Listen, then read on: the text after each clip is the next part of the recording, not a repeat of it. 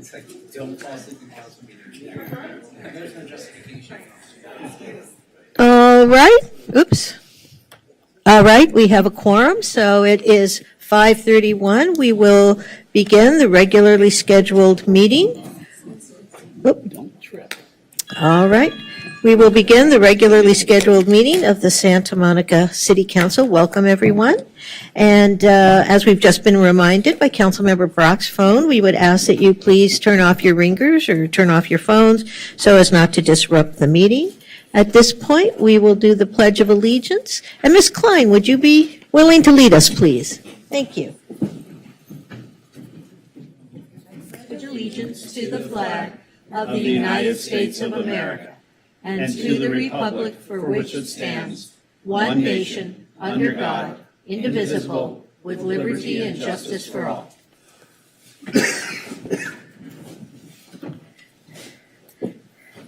Thank you. And Madam Clerk, will you call the roll, please? Councilmember Swick? Absent. Councilmember Parra? Here. Councilmember Brock? Yes, here. Councilmember Terosas? Absent. Councilmember De La Torre? Here. Mayor Pro Tem Negrete? Absent. And Mayor Davis? Here, and with Council Members Wick joining us, we have 5 of us, and I believe both Councilmember Terosas and Mayor Pro Tem Negrete will be joining us soon. All right, we will kick off the meeting with item number 1. Item number 1 is public input. Public comment is permitted only on items not on the agenda that are within the subject matter jurisdiction of the city. State law prohibits the city council from taking action on items not listed on the agenda, including issues raised under this agenda item. And it looks like we have about 10 speakers. All right, so for those of you who might be new to the process, what I will do is call out several names. We will ask you to line up over on the wall to your left, and you will each have 2 minutes to speak. So the first few names I'm going to call are Burr Leonard, Peace Quiet, Rhea Devluk, and Anthony.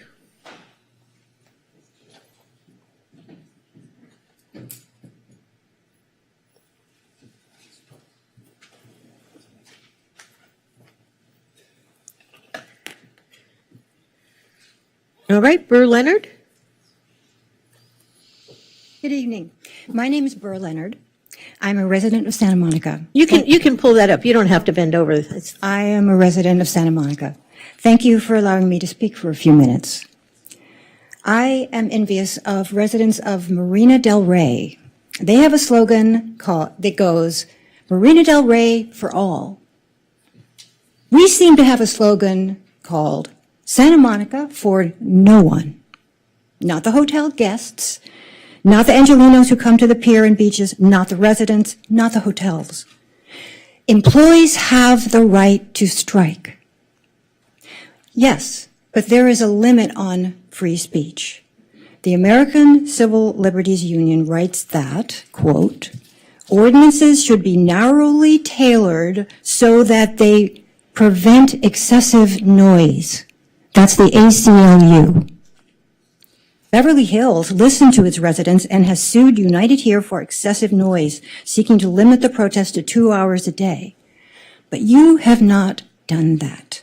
In 2017, you passed an ordinance that allowed anyone to make as much noise as they like on a public street from 7 a.m. to 10 p.m., 7 days a week.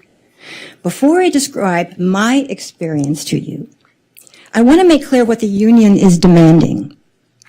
$39 an hour in 3 years for housekeeping. That is more than $81,000 a year, plus tips, plus every possible benefit, plus a couple of other benefits from taxes. The hotels are offering more than $70,000 a year in 4 years, plus tips, plus every possible benefit. That's more than many nurses and school teachers make. Dirty rooms and nonstop noise. That's what Unite Here is threatening. For what? Unite Here is not interested in a deal with the hotels. It refuses to negotiate or even talk to them. It is lost. Thank you, ma'am. Your time is up. Thank you, ma'am. Ma'am, you only had 2 minutes. I'm sorry, your time is up. I'm sorry, thank you. I Thank you, ma'am. My next, I don't know when they're coming. I live in Ma'am, America. ma'am, you need to I stop. don't have anyone over. I have developed insomnia. You're not protecting. Ma'am, please, your time is up. I'm sorry. Everyone gets 2 minutes. Everyone gets the same amount of time. I'd like you to revoke your noise ordinance and. Okay, ma'am, your time is up. All right, thank you. Peace, quiet. Good evening. Okay. This strike has gone on too long. Okay, too long for us to bear. It is a violation of our rights for peace and quiet as residents. Initially, I was supportive of the strikers and what they were striking for, but after all these 134 days of nuisance, I don't support them anymore. I have become sympathetic to the hotels. It seems there is no end in sight. They need to settle or they need to move to Ocean Avenue so the residents can get some peace and quiet. Beverly Hills has sued the union, and I think Santa Monica should too. What is the city or the city council going to do for us residents to protect our rights for peace and quiet? Our quality of life has deteriorated since the strike has started 134 days ago. I've had it with the sirens, bullhorns, banging drums, and loud chants. We need to reclaim our peaceful neighborhood back. They have held us hostage for 134 days. Enough is enough. Please put an ordinance in place to protect residents from excessive noise. Put yourselves in our shoes where we have to endure this. I mean, just imagine, just be there one day. Just imagine what we go through and see that it's just, you wouldn't put up with it for one day, much less 134 days. Thank you. Thank you, ma'am. Rhea Devluke? Good evening, City Council members and Mayor Davis. We, as residents of Santa Monica, want you to change the noise ordinance and enforce the laws that are with it. Residents have been abused for over 130 days by non-tax-paying urban terrorists, disrupting our way of life that's protected under the Civil Code in California, 3479. The Fairmont protesters are urban terrorists. They came here in September getting aggressive, even with you guys, just to get their way to have the privilege of protesting anytime they want to, and as loud as they want to. In fact, they've actually disobeyed the ordinance on several occasions, protesting before 7 a.m., and nothing was done. They blocked an active driveway, which is also illegal, and nothing was done. So there are no consequences. For them to come in here acting the way they did, we know exactly who these people are and how nasty they could be. I know that a few of you are endorsed by Local 11, which is fine, but it does not justify them taking over our city, controlling our ordinances, and in controlling the way we live our lives. So it's not a free speech, and it's not protesting when you wake residents up for 30 seconds with just noise and no speech or anything, just to wake them up for the sake of it. And that is malicious. It is not a peaceful protest when you have these people using gang violence or threatening gang violence from the strike captain against residents, asking them to quiet it down. This isn't a peaceful protest when you have them bullying little old women out of the Wilshire House in a wheelchair with earphones or hearing aids. In any case, we need to change the ordinance from 8 a.m. to 6 p.m. Nothing over 65 decibels or you get cited after 2 or 3 sightings. And yes, arrest them. But we have to do better than this and take our city back. This isn't America. This isn't what this is. They're coming in here and breaking the law every single way possible. And I know that when voters go in next year to vote for some of you, they're going to know who's with Local 11 and who's not, because these 130 days keep getting longer and longer and more. So I'd like this to be done before Thanksgiving. Thank you. Anthony?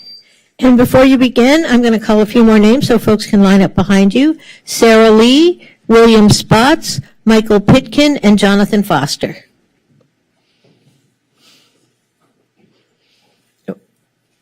Ready? Yes. Good evening, City Council. I am here to address the issue with the protesters that are at the Fairmont Hotel. Now, my concern, like many other residents in the community, is the excessive, loud, obnoxious, and torturous noise that is being put on the residents. Now, from what I understand, there is basically no noise ordinance intact. There is no limit to what is allowed. Makes no sense that they would be allowed to do that. And now they're just making noise with air horns every minute or two, saying nothing, just noise, assaulting our peace. Now, how is that their free speech? Let's be real from what the Santa Monica Police Department says is the city's decibel level is 65. So why is that any different from what they should be allowed? Furthermore, the city has an ordinance in place that says no work or loud noise or construction or gardening, etc. is allowed until 8 a.m. to 6 p.m. Monday through Friday, and Saturday 9 a.m. to 5 p.m., nothing on Sunday. So workers waiting to do his or her job have to watch the protesters scream, yell, blow air horns, beat drums, use sirens, and scream into a bullhorn at 7, but they can't do anything till 8. Makes no sense. And the fact that the protesters can do this from 7 a.m. to 10 p.m. for 15 hours is ridiculous. Furthermore, if they are protesting, why are they still working and yet then able to come out and make a bunch of noise? Again, does not make sense. There needs to be boundaries put in place. Follow your own city's ordinances. 8 a.m. to 6 p.m. is more than enough time. 65 decibel is more than enough for your voice to be heard. If you don't have laws put in place, then you have chaos. If you have no boundaries, you have no laws, and things get out of hand. You, the city council, can change things and set boundaries from now and the future so this doesn't happen again. Thank you. Thank you, sir. Sarah Lee? Okay, so let's see. How does noise affect the brain? Noise acts as a stressor by inducing a state of arousal in the body, which increases levels of stress hormones such as cortisol. The brain is wasting resources on trying to tune out noise. So the brain has less capacity to perform other tasks, leading to temporary decline of cognitive function. So example, I was rushing out the door because I heard them start. So it's like, you're under attack. So I'm like, I got to get out of here. So I forgot important papers and I forgot my coffee. So that's not good. Okay. So, it's just too stressful. So I had a fight or flight response and it feels like I'm under attack. As the other speaker was saying earlier, she didn't get to finish. You go in your shower, you put the heater on, you want to control your environment. So it's just too loud.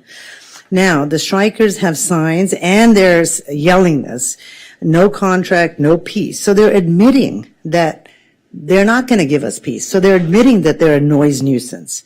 The excessive noise from Local 11 has robbed us of our basic right to comfort and enjoyment at home.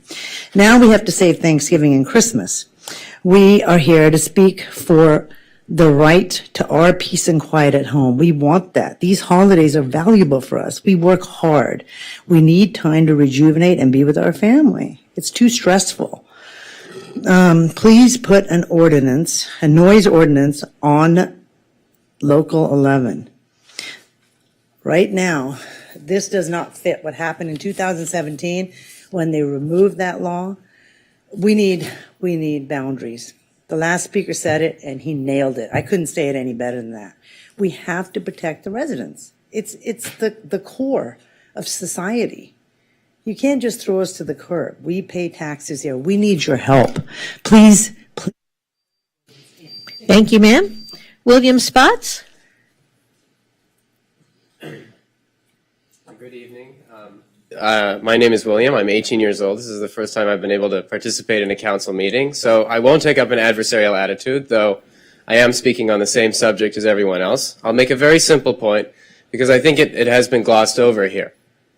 I respect all of your authority, of course, and the fact that this is your chamber, so I won't come in here, as I said, yelling and screaming, because that'll only alienate us from each other. But I will say one thing. When Ms. Burr came up and gave her speech, she was allotted a certain amount of time, and when she was done, the people who represent the law in the city made a point of telling her that her time was over for public protest and that it was time to restore law and order, or rather, that if she went over, she would be violating the law, or at least your rules, and that would not be tolerated here. That we're only asking for the exact same thing where we live, where the strike is going on. We're only asking that these people be afforded their First Amendment rights, and that as soon as their rights start interfering with the peace and quiet of our own homes. I'm a student. I don't have time. I'm missing class right now for the first time in my life to come into this meeting because that's how much it means to me that I'm able to study. I graduated 2 years early from high school. I'm in an accelerated program. I can't spend time, coming to these meetings all the time. This is how important it is to me. Aside from that, we live in a residential zone. The zoning caps off, the commercial zoning caps off at California Avenue. It bisects it right in the median. And so regardless of the fact that the noise is emanating from a commercial zone, they often march up and down California as well as between California and Wilshire, the noise is emanating into a residential zone which has different rules. So all I would do is I would ask you to each consider what would happen if you gave us your private addresses and we came and woke you up at 5:30 in the morning for 4 months and then 7 a.m. for an additional month and a half and God knows how long else. So all I ask is that you sympathize and that you enforce the law as you did 5 minutes ago with our resident who was just speaking here. Thank you. Thank you, sir. Michael, no, I'm sorry, folks. We don't allow clapping. You can do what we call jazz hands, or it's the ASL sign for agreement and happiness. You're welcome to do that. Michael Pitkin. Oops, sorry. There you go. I'm Michael sorry, sir. Joseph Pitkin. Today I ask the City of Santa Monica for an Americans with Disabilities Act accommodation. Today I ask the City of Santa Monica for an Americans with Disability Act mobility accommodation. Today I ask the City of Santa Monica for the right to free speech zone and civic center protest zone under the 8th Amendment. I ask for 8th Amendment accommodation. I ask the City of Santa Monica to collaborate with all partners to create a winter shelter program within the city limits of the City of Santa Monica. Today, I ask that before I leave this evening, to have a set appointment time with Santa Monica City Manager, Mr. David White. I have asked since August, with no luck, for clarification on City of Santa Monica issues. Now I am adding personnel to the discussion. Under Robert's Rules of Engagement, this body can give direction for follow-up on matters that are of importance to the city government. Lastly, I ask to say a public greeting to a friend, so happy birthday, Faza. Thank you, sir. Mr. Foster, and before you begin, I have the last two names on our list, Jim Harris and Jerry Rubin. Hello, Council Jonathan Foster. I just wanted to start with the city manager, David White. The picture that's on 3rd Street should come down. I don't appreciate that, even though I might not be on the same side as the city manager.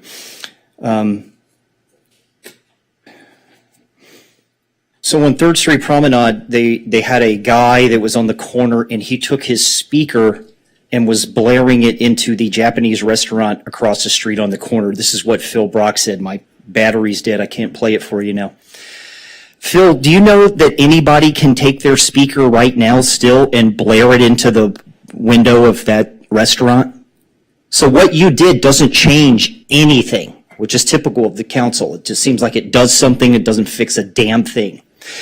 Anybody can play that. The same guy can still play there for 2 hours and take his speaker and blare it in there. So you haven't changed anything. What you've done is hurt everybody. And it's not just you. The whole council had to talk about this. And you know what the problem is?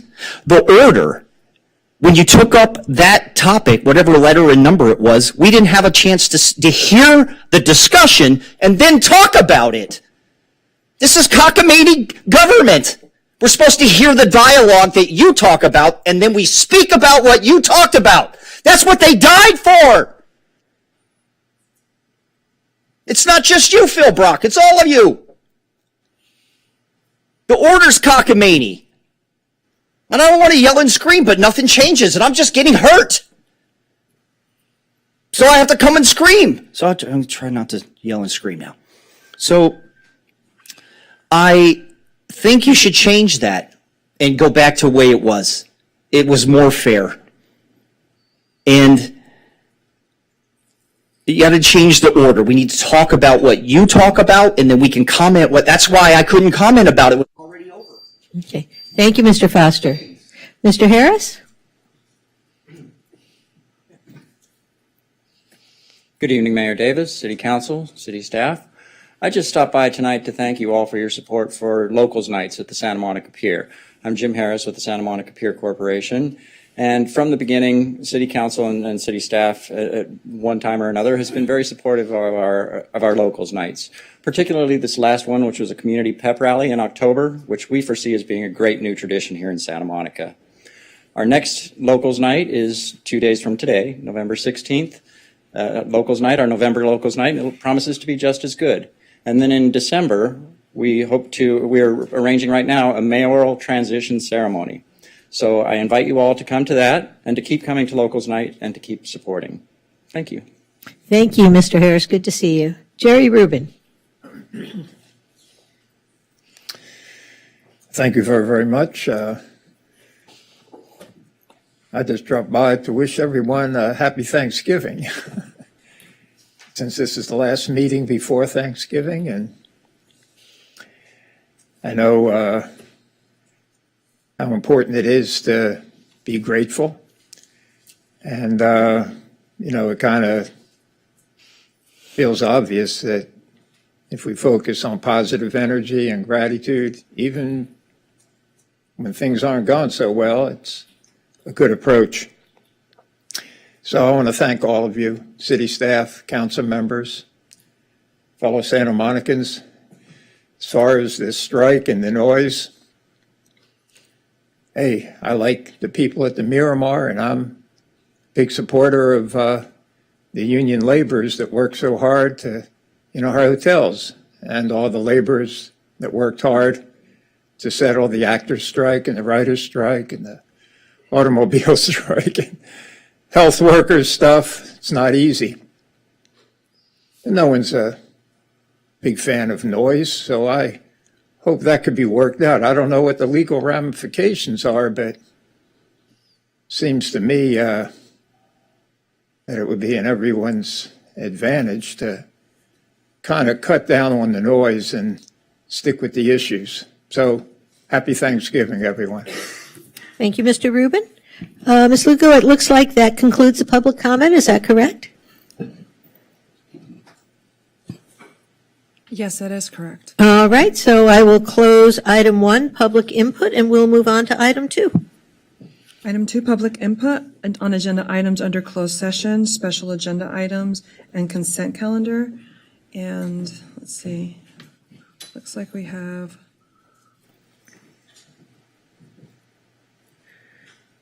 I think one speaker for this one. Yeah, I'm seeing one speaker listed under 2. Just one speaker. All right, we have one speaker. That is Angela Scott. For 4A. Oh, you're for 4A? Yes. Okay, well, that is a special agenda item, so that would be included in this. Okay. It's item 2, but you're speaking about either closed session, special agenda items, or consent calendar items.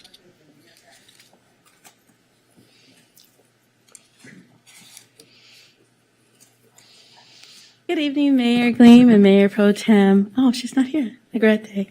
And all council members. I am Angela Scott, speaking on behalf of the League of Women Voters of Santa Monica.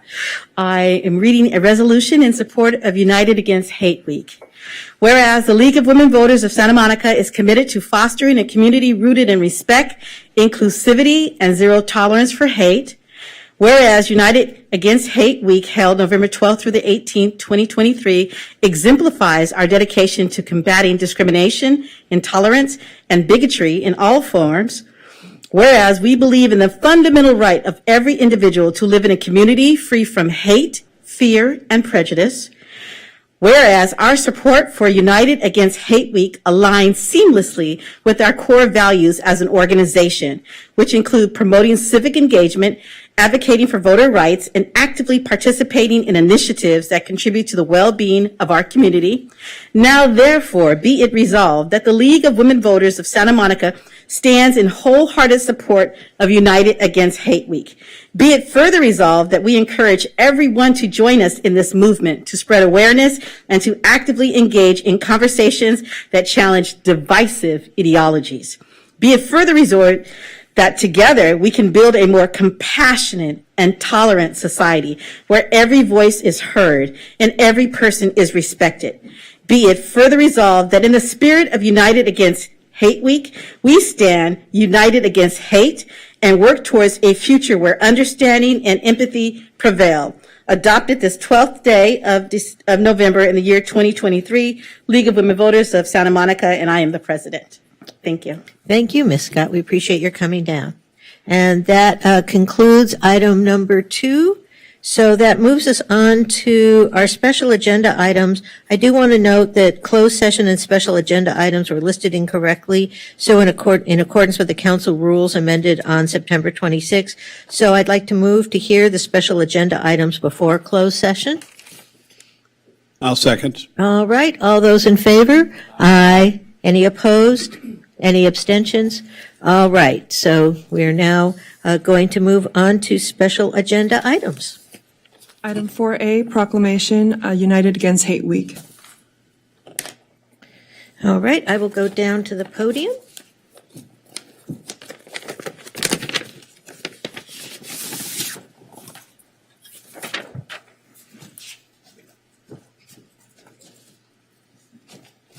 Hang on just 1 second here.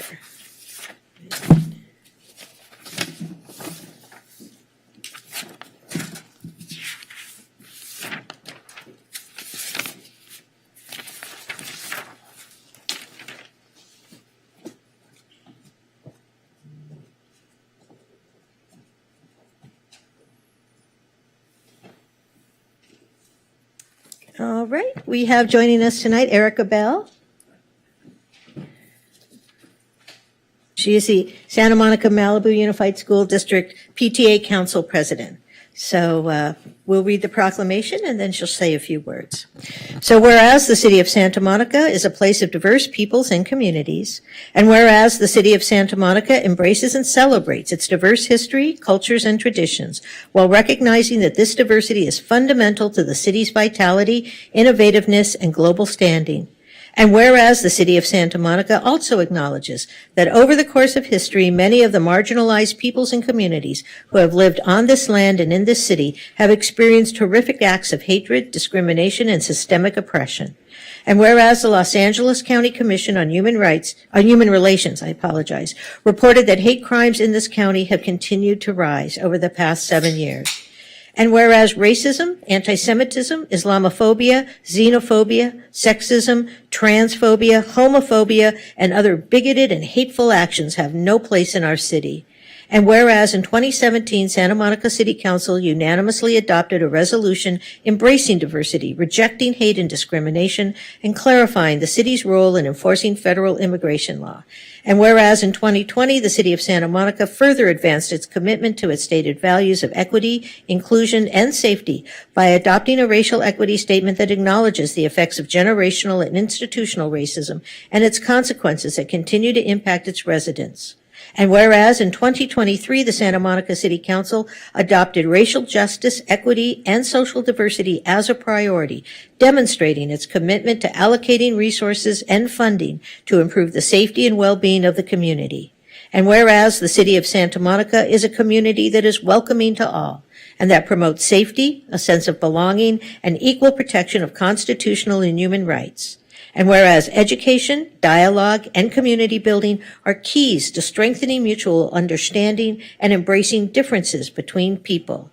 And whereas the city of Santa Monica supports the United Against Hate Week and LA versus Hate campaigns, which empower residents to take action in their local communities to stop the hate and prejudice that are a dangerous threat to the safety and civility of our neighborhoods and cities.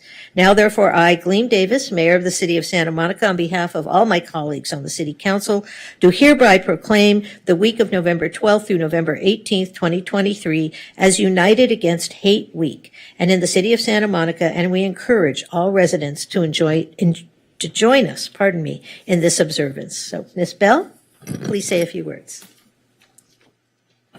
Thank you so much, Mayor Davis.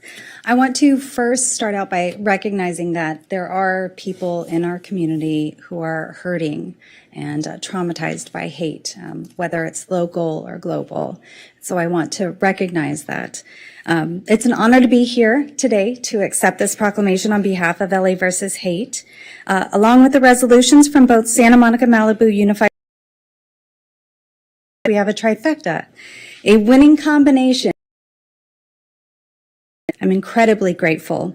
I also want to thank the Santa Monica Malibu Council of PTAs and the League of Women Voters for their support and the efforts from them as well. I'm proud to live in a city that actively stands against hate by raising awareness, then providing the community with tools like the bystander intervention training, and one that prioritizes community well-being and equity. I know that families are thankful they can send their children to a school in a district that values the same. They can raise their children in a city that is taking steps to ensure that all in the community can feel a sense of belonging and security and become empowered. We want to remind our community to report incidents of hate to 211 so that the areas where it occurs can be identified and resources provided. I believe this work will continue, and I know the City of Santa Monica will be a model for others. When you are uncompromising in the stand against hate, you create more space for love, peace, and joy. That's the kind of place people want to live in. It's the city I hope to always call home. Thank you so much. We will clap for this. All right, and we'll have a picture.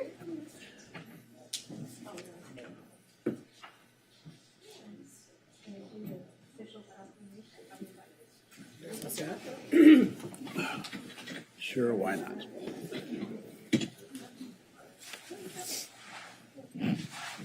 Are we centered? Like, let's get a little bit more over, guys. More centered. Yeah.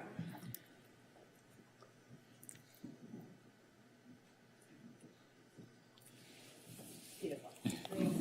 Thank you. Can you hand me the manila envelope, please? Very expensive custom. Thank you.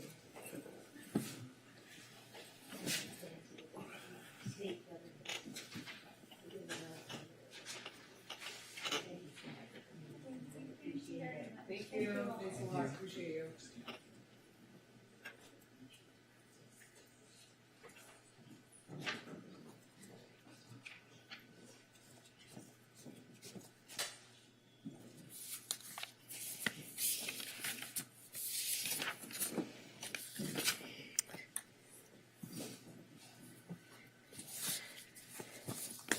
Well, and actually sort of an outgrowth of United Against Hate Week, we also want to acknowledge Transgender Day of Remembrance in 2023.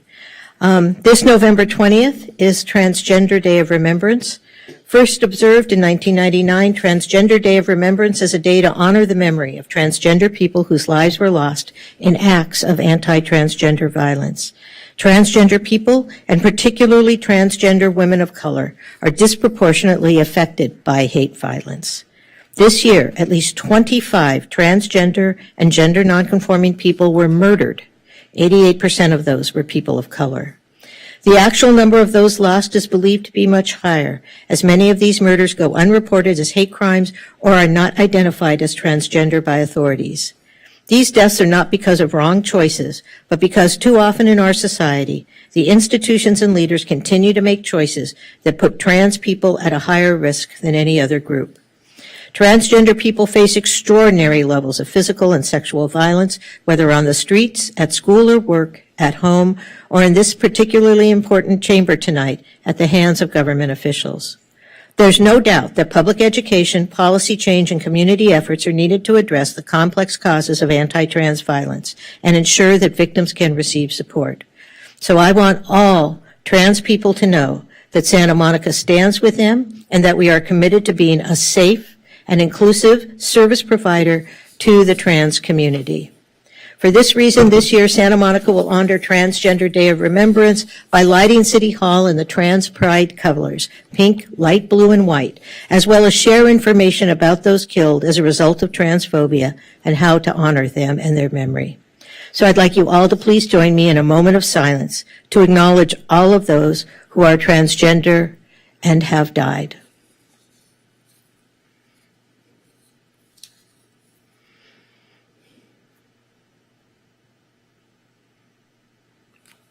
Thank you very much. And I am proud to live in a community that recognizes the rights of all people, regardless of how they identify or how they live their lives. So thank you. With that, we will move on to the city manager's report.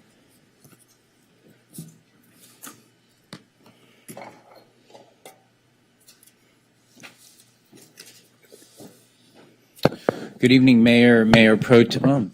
Mayor and City Council. Sorry. I want to start by sharing that Friday's Veterans Day ceremony at the pier was a tremendous success. We had the largest turnout since the start of the annual event 4 years ago, and it was wonderful to see the community coming together to support our veterans. Thank you very much to the mayor for speaking at the ceremony and for all members of the council who were able to attend. Song Ki-hong, the organizer of the event, and this probably will not surprise you, is already making plans for an even more spectacular event next year, so stay tuned. In other city news, I had the pleasure of announcing our new Housing and Human Services Director last meeting. I would like to introduce Heather Averick, who comes to us from the affordable housing developer Affirmed Housing. We are thrilled to have her on board as of yesterday. So I'll have Heather come up just to say a few words, and then I'll finish up the city manager's report. Heather? Welcome. Thank you. Good evening, Mayor Davis and council members. I am especially honored to be taking on this role as a City of Santa Monica resident, and I'm just really looking forward to supporting the efforts of the Housing and Human Services team. Thank you. Thank you, and we all look forward to working with you. Thank you, Heather, and welcome to the team. So I'll just finish up. I'm also pleased to report that the city has once again received the Certificate of Achievement for Excellence in Financial Reporting.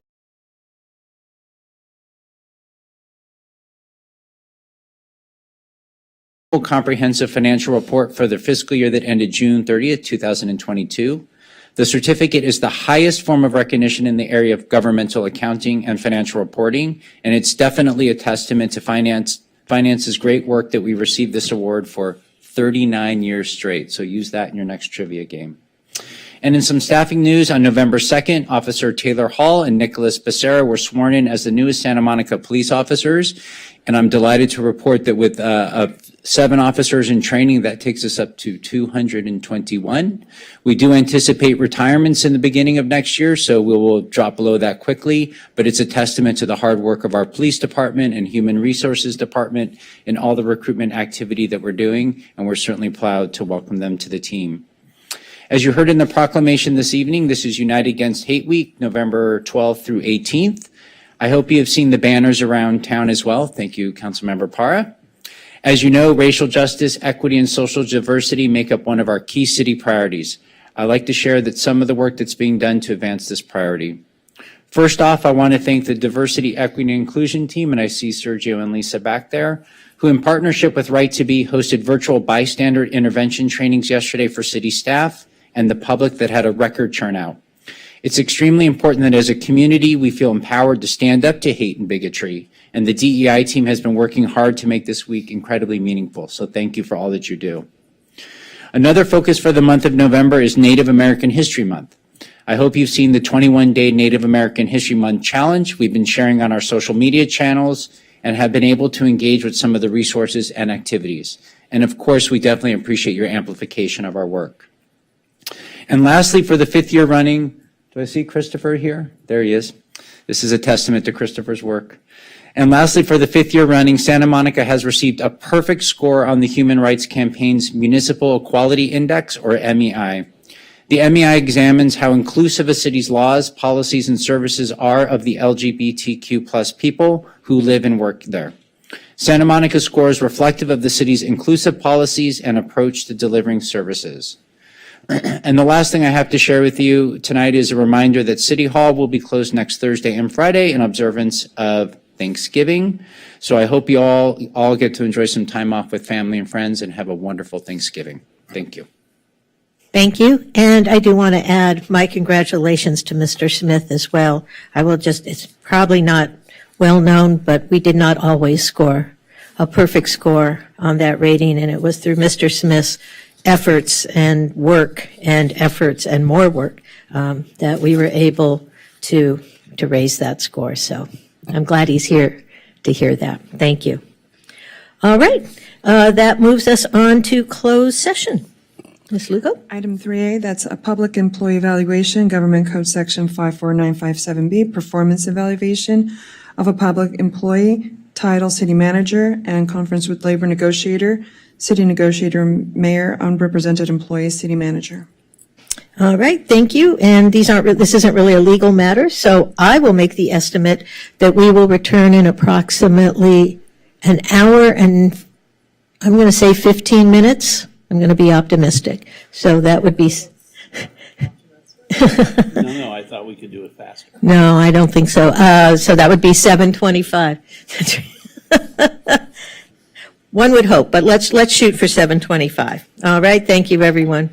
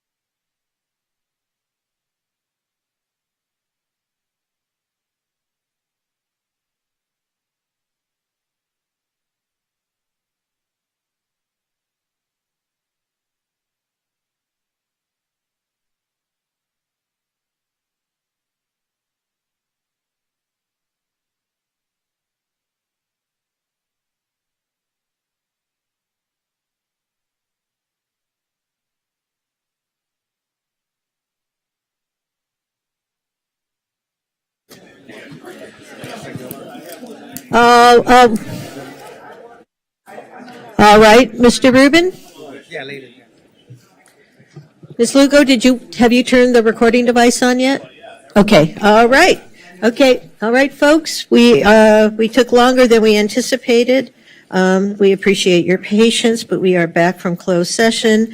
I will state that there is no reportable action out of closed session. So we talked a very long time, but have nothing to tell you. All right, now we get to my personal favorite time of the evening. Ms. Lugo, may we have Tux up on the screen? This is a darling guy. Just saw him the other day. Tux is a 6-year-old pit bull mix who's been at the Santa Monica Animal Shelter since July of 2023. Tux has great energy level and temperament. He loves to play with toys and go for walks, but he would equally enjoy binge watching the latest season of your favorite TV show. He's great with people and other dogs. He's already been neutered and is up to date with all his vaccinations. If you think you could be a good match, please visit the Santa Monica Animal Shelter to meet him. Appointments may be scheduled at 310-458-8595. And I had the pleasure of meeting Tux, and he really is just an adorable love. I also want to remind everyone, even if you are not in a position to adopt Tux or another animal from our fantastic animal shelter at this time, but you happen to already have a furry friend at home and you use the Chewy.com service, Chewy.com gives you an opportunity to donate to our local animal shelter. They have a list of needs there under the rescue and shelter donation mix tab. And it's a great way to support the animals in the shelter and make sure they're well taken care of. On top of that, the Santa Monica Animal Shelter Foundation has recently instituted a wonderful new program, which I certainly intend to take advantage of this Christmas season, where you can actually sponsor an animal. And by sponsoring, you will contribute to their care and make sure all of our animals are well taken care of. But every dollar helps just add to their experience. We have a lot of animals, sadly, who've been there for a while. So it's a lot of mouths to feed, a lot of toys to buy, a lot of happiness to give out. So there are ways you can support the animal shelter, even if you aren't able to adopt our good friend Tux right here. But if you're in, please remember the shelter is always available if you are ever looking for a forever friend. Thank you. All right, we will move on now to the question of the evening, Ms. Lugo. Do any council members have anything to report on travel since the last meeting? And I think we've had some council members travel. Councilmember Parra. Thank you. So I'm going to actually read something that Mayor Pro Tem Negrete and I wrote about our trip, and it will be brief. So we had an opportunity to visit the country of El Salvador. We were invited by the ambassador of the country, and it was extremely enlightening. We visited a country that has gone through decades of civil war, followed by decades of terrorism. The experience was unlike any other, as the people of El Salvador are now finally, after many, many years, enjoying freedom for the first time. Every person that we spoke to talks about the freedom that they get to enjoy simple things, like walking out of their house at night and being able to drive their kids to school without security and not having over 30 murders reported a day. It took a young, brave leader to make bold decisions to give freedom and hope back to the people. He broke through political barriers, and as one advisor to him said, El Salvador is a startup country. From adopting Bitcoin as a national currency, along to winning a war against the terrorists, to rebuilding schools, 980 schools as we speak with solar panels, roads and hospitals. The youth now have the ability to dream and to imagine a life full of opportunity, and those that are healing are able to breathe a sigh of safety. They are reducing electricity costs by a new dam system that's producing energy while the rest of the world's prices are increasing. They are harvesting volcanic energy and using the renewable energy efforts as a way to build workforce opportunities for students. Their coastal cities are reminiscent of our very own, of ours. As a matter of fact, in La Libertad, they have a pier, they have a Ferris wheel, and they're called Sunset Park. this is definitely a wonderful opportunity, for a potential sister study with that community. And we were just very blessed and honored to have been able to have this experience. And we have many different conversations that we want to have with staff about some of the things that are working for them in very innovative ways. So thank you. And I think Councilmember De La Torre would like to add. All right, Councilmember De La Torre. Yes, I just want to add briefly that it was an amazing experience, to go to El Salvador. A lot of friends that I grew up with here in Los Angeles, including our own councilwoman, shares, the culture of El Salvador. I think it's the second largest Latino population in the county of Los Angeles. So a very important, part of the city of our region, has been impacted positively by the contribution of people from El Salvador here in our country. Unfortunately, one of the deported weapons during the Civil War that they had, and we've also deported individuals that then just expanded a gang problem that just became so horrible in the country that they had to take very drastic measures. I know there's a lot of controversy over what's happening in terms of, the incarceration of people who belong to criminal gangs and what when we met with the Minister of Public Security for the country, he called terrorism. He called it that. So hard to criticize sort of what, from our position here in this country, what the country of El Salvador is doing to keep their community safe. But just a lot of lessons learned, and a lot for us to reflect on, coming back and seeing what one country is doing to, to keep their community safe. But, on one thing also that was very interesting is when we met with the mayor of La Libertad, the coastal city that's very similar to Santa Monica, I asked them, they have a population of about 51,000. I asked, what's your annual budget? And he said $4 million. And it was amazing to me that they're doing so much with so little. In any case, there are, some good opportunities for sister cityhood, for us to collaborate.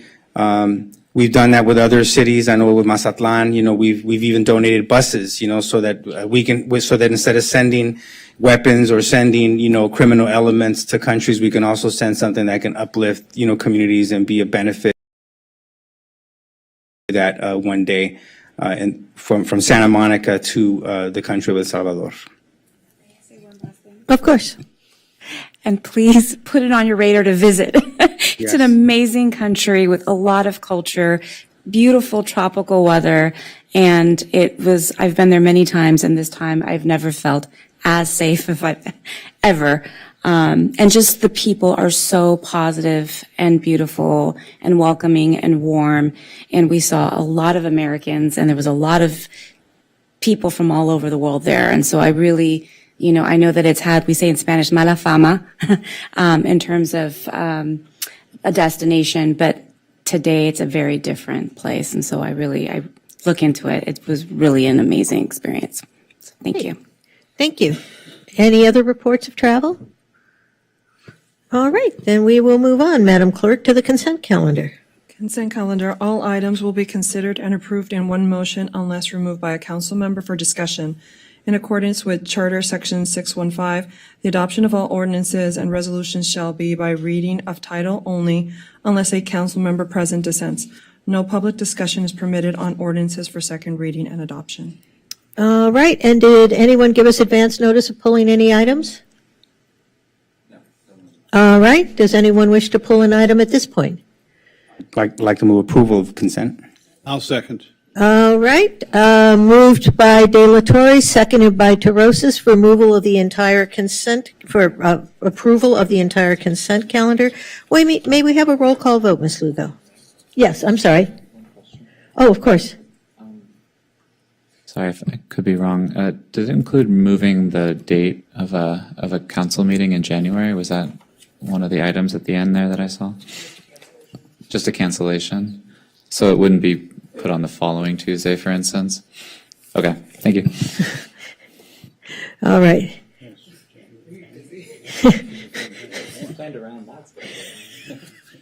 All right, okay, so we have a motion by De La Torre, seconded by Terosas for approval of the entire consent calendar. Can we have a roll call vote, please? Councilmember De La Torre? Yes. Councilmember Terosas? It says it's on, but it's not, but yes. Councilmember Brock? Yes. Councilmember Parra? Yes. Councilmember Zwick? Yes. Mayor Davis? Yes, that motion passes 6-0.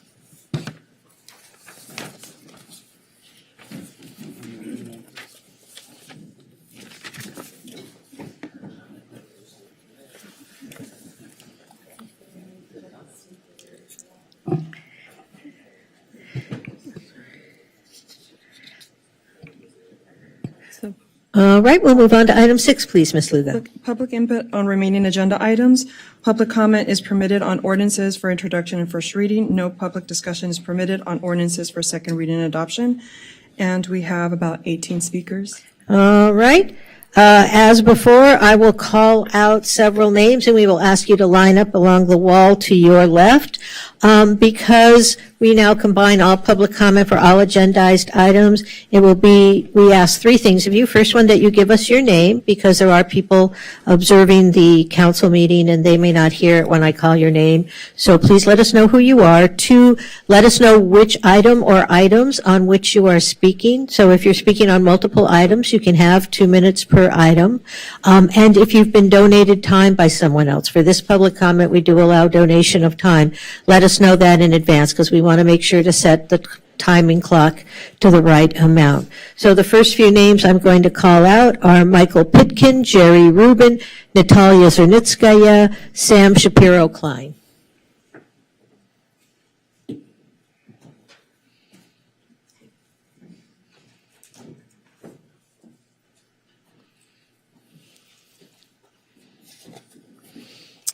Good evening, Mr. Pitkin. What items will you be speaking on?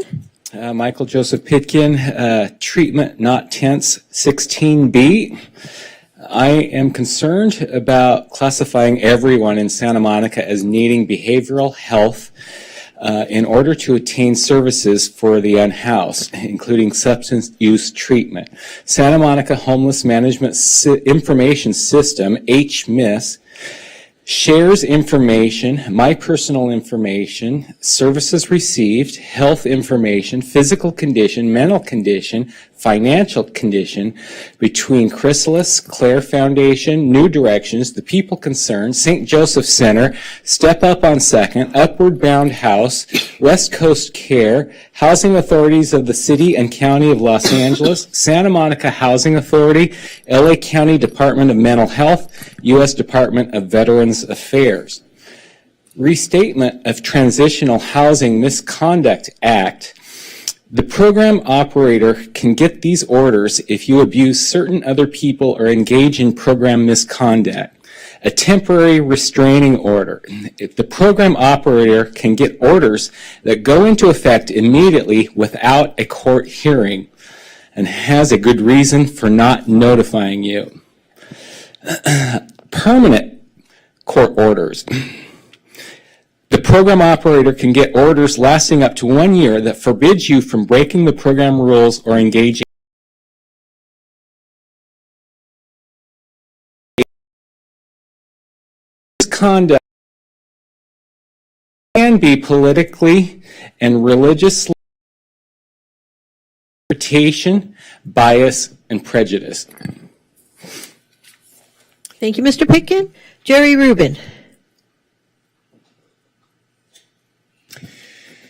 Thank you, Mayor Davis, honorable council members, honorable city manager, city attorney, city clerk, honorable police officers, and fellow Santa Monicans. I wanted to speak on, I believe it's a 16 item about the bicycles. I forgot the exact number, my apologies. As someone who never had a car in my life and is a big fan of alternative transportation, I think this is a great timely thing, and thank the council members that put it on the agenda. I also want to advocate for responsibility, whether you're biking, driving a car, or walking. Be careful. The holidays are coming. It's going to be a new year. Don't walk across the street looking at your phone. Don't ride a bike or a car looking at your phone. There's room for improvement, whatever mode of transportation we're taking. If you're biking, please stop at a red light. Don't go through. Please stop at a stop sign. Don't think you could roll through. I don't want to see cars roll through either. Bikes have the same rights as automobiles. But we all know that a big, heavy automobile can do the most damage. So please be careful. I remember when I was hit by a car for legally and even carefully crossing at a crosswalk. I never recovered. I can't run anymore. Guy lied about the insurance, but I'm lucky because I'm still here. So all I could say is please be safe, please be careful, because everybody, mostly that rides a car, at some point is going to be taking a bike somewhere or walking somewhere too. So we're all involved in all modes of getting around. Thank you, Mr. Rubin. Natalia Zernitskaya. Good evening, honorable council members and city attorney, city manager, fabulous folks in the audience. I'm here tonight to speak on item 16C, the request of council members with Councilmember Torosis and Mayor Davis to strengthen the city's Vision Zero commitment to eliminate all fatal and severe injury crashes on Santa Monica's roads. I agree that Santa Monica has made great strides in advancing this ambitious goal, but more work remains to fully realize this initiative. Members of our community have very strong opinions about very many local issues, but I think that one of the issues that we can all agree on is that we want our streets to be safe for all people. We all agree that everyone who lives in, works in, or visits our city should not have to fear death or serious injury when they're simply crossing a street or riding a bike in Santa Monica. In 2020, according to the statistics from the U.S. Department of Transportation, there were 54,769 pedestrians injured and 6,516 pedestrians killed in traffic crashes. And in that same year, there were 38,886 cyclists injured and 938 killed in traffic crashes. And those numbers were actually lower than previous years, partly because of the pandemic and less folks being on the road. And there are real people behind those numbers whose lives are irreparably damaged because of these tragedies, these preventable tragedies. Every single person that's needlessly injured or killed is a preventable tragedy, and we have the tools and the resources to make our streets safe for all. So let's do it. Thank you. Thank you. Sam Shapiro-Klein. And Mr. Shapiro-Klein, before you begin, I'm just going to call a few more names so I can line up some folks behind you.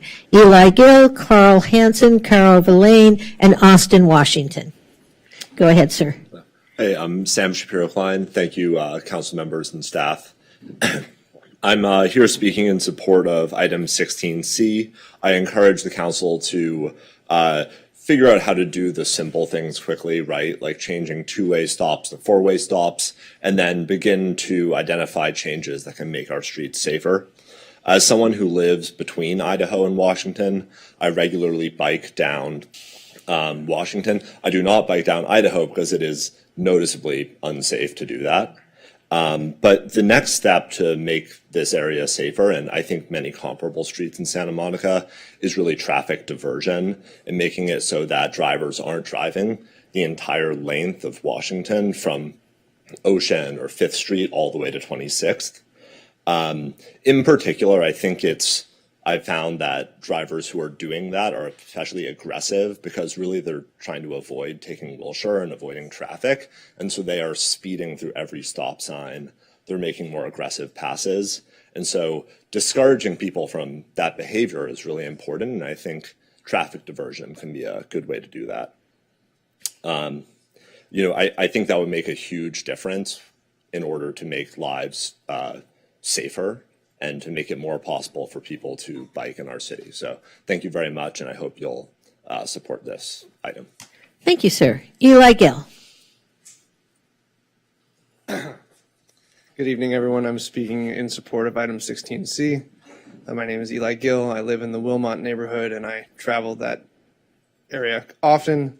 Like Sam said, Idaho is inherently dangerous.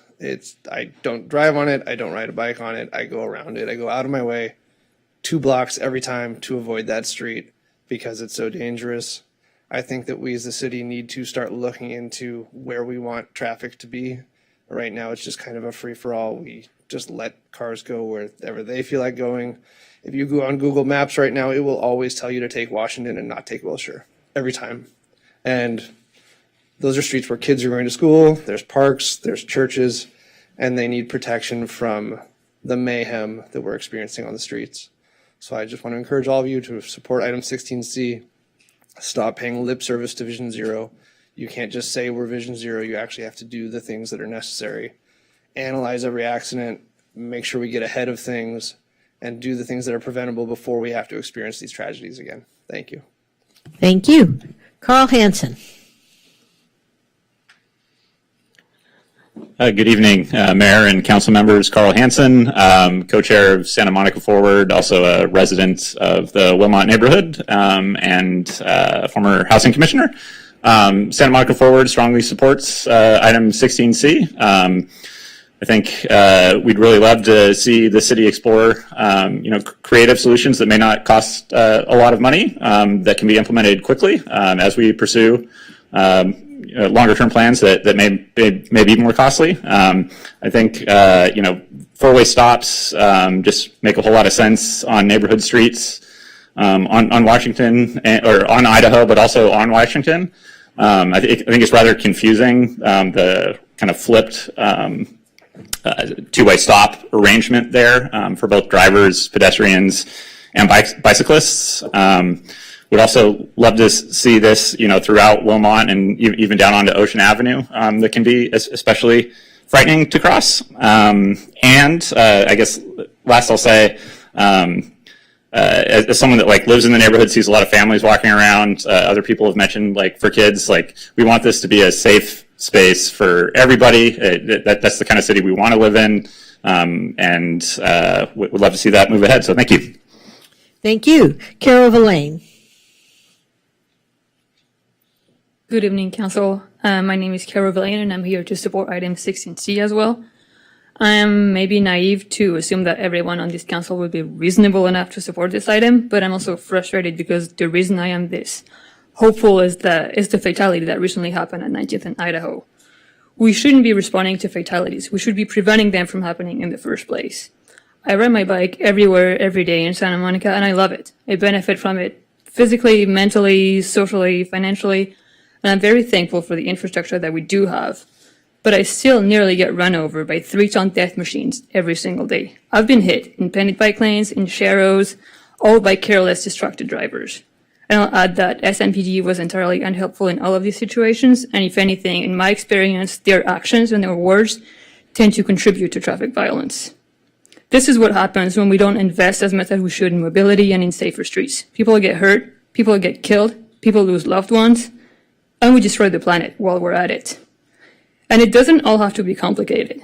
If we wanted to slow cars down on 19th right now, we could do it. With traffic cones, Jersey barriers, planters, or at the very least, we could use these to prevent vehicles from parking in daylighting zones, which obstructs the view of the intersection and makes it a lot more dangerous. This happens all over the city every day, and I think it contributes to a lot of collisions in this city. Every time I've ridden past the memorial on 19th and Idaho since this happened, USPS was parked illegally in those zones and blocking the view of the intersection. We know the problems, we know the solutions. Let's stop catering to the problem, and let's start investing more in the solutions. Thank you. Thank you. Austin Washington. And Mr. Washington, before you begin, I'm going to call out a few more names. Marcy Kravitz, Ellis Raskin, Kent Strumpel, and Denise Barton.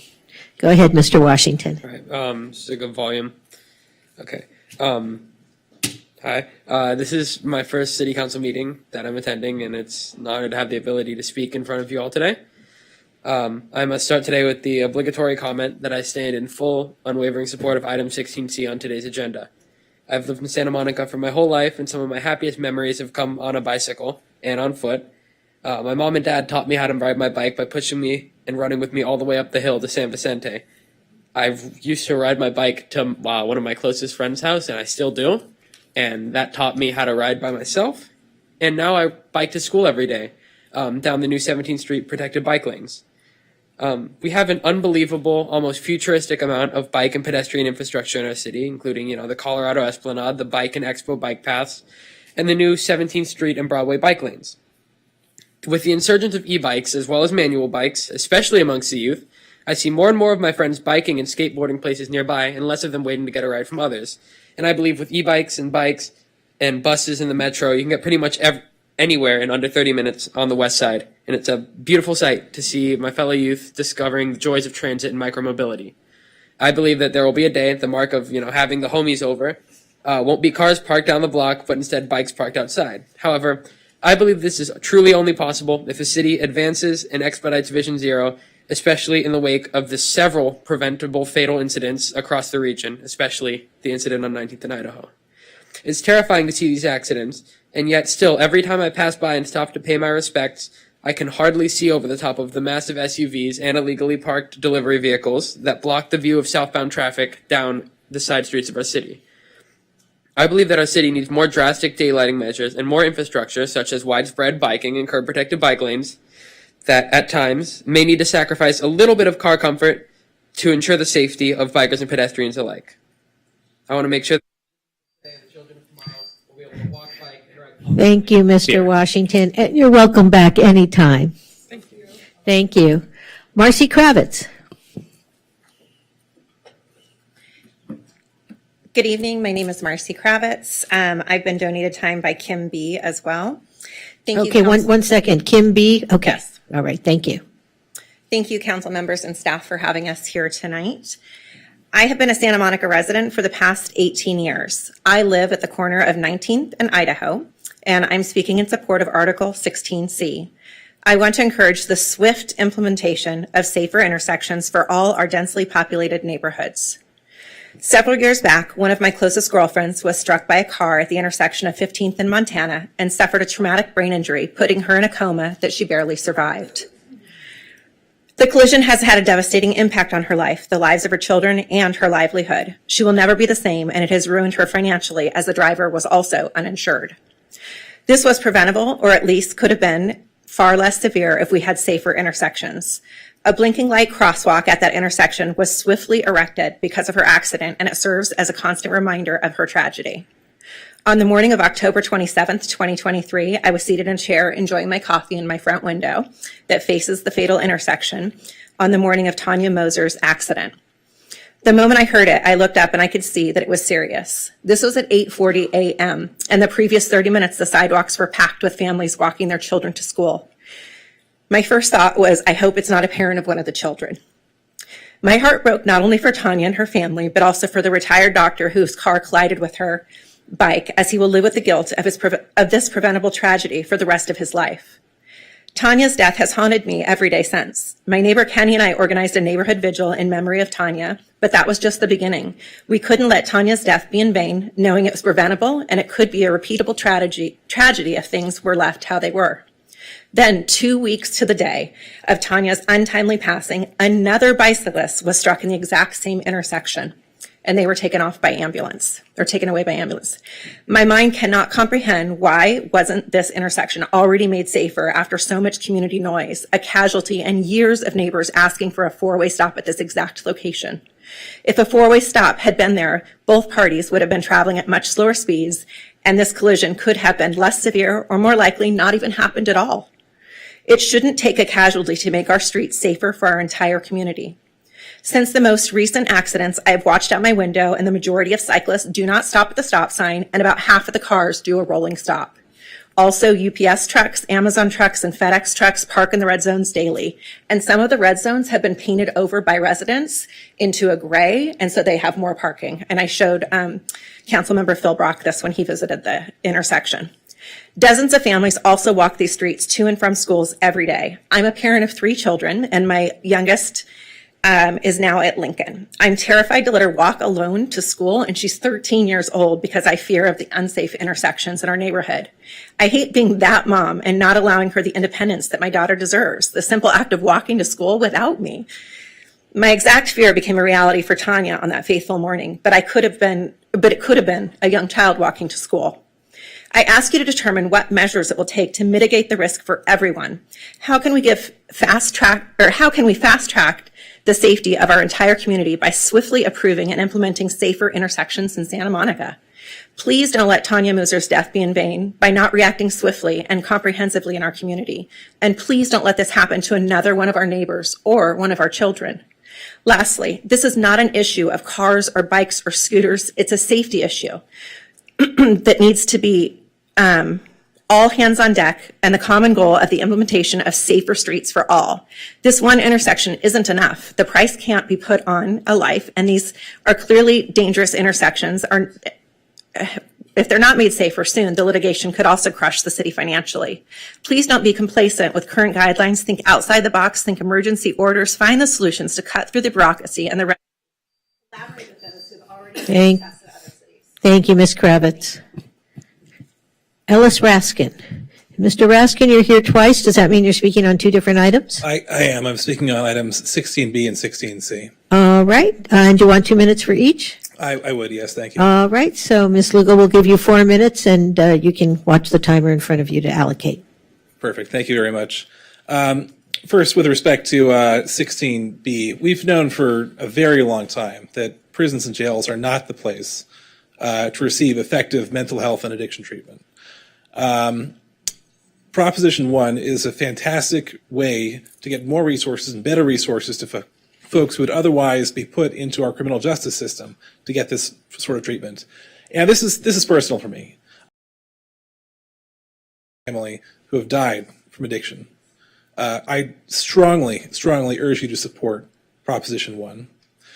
And with respect to item 16C, back in September at the Planning Commission, we had a group of Santa Monica High School students who came to speak about their experiences bicycling in Santa Monica. And the folks at Mobility for Who put together a 1.5-minute Instagram video summarizing their talking points. So I'd like to quickly play that for you so you can hear from some of our high school students.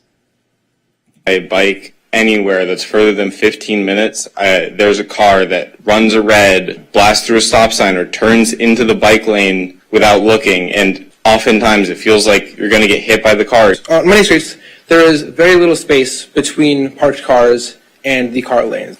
The result of this crowded space is something I witnessed this morning, where a student had been hit by a car shortly after the roundabout on 9th and Michigan. And as a student at JAMS, I would walk or try to bike, but that would mean biking on the narrow sidewalk of Cloverfield, and I wouldn't dare biking on the street there for fear that I would get honked at or maybe hit. And unfortunately, as we know, there are people in cars on roads who shouldn't be, and people who are fully capable and get distracted.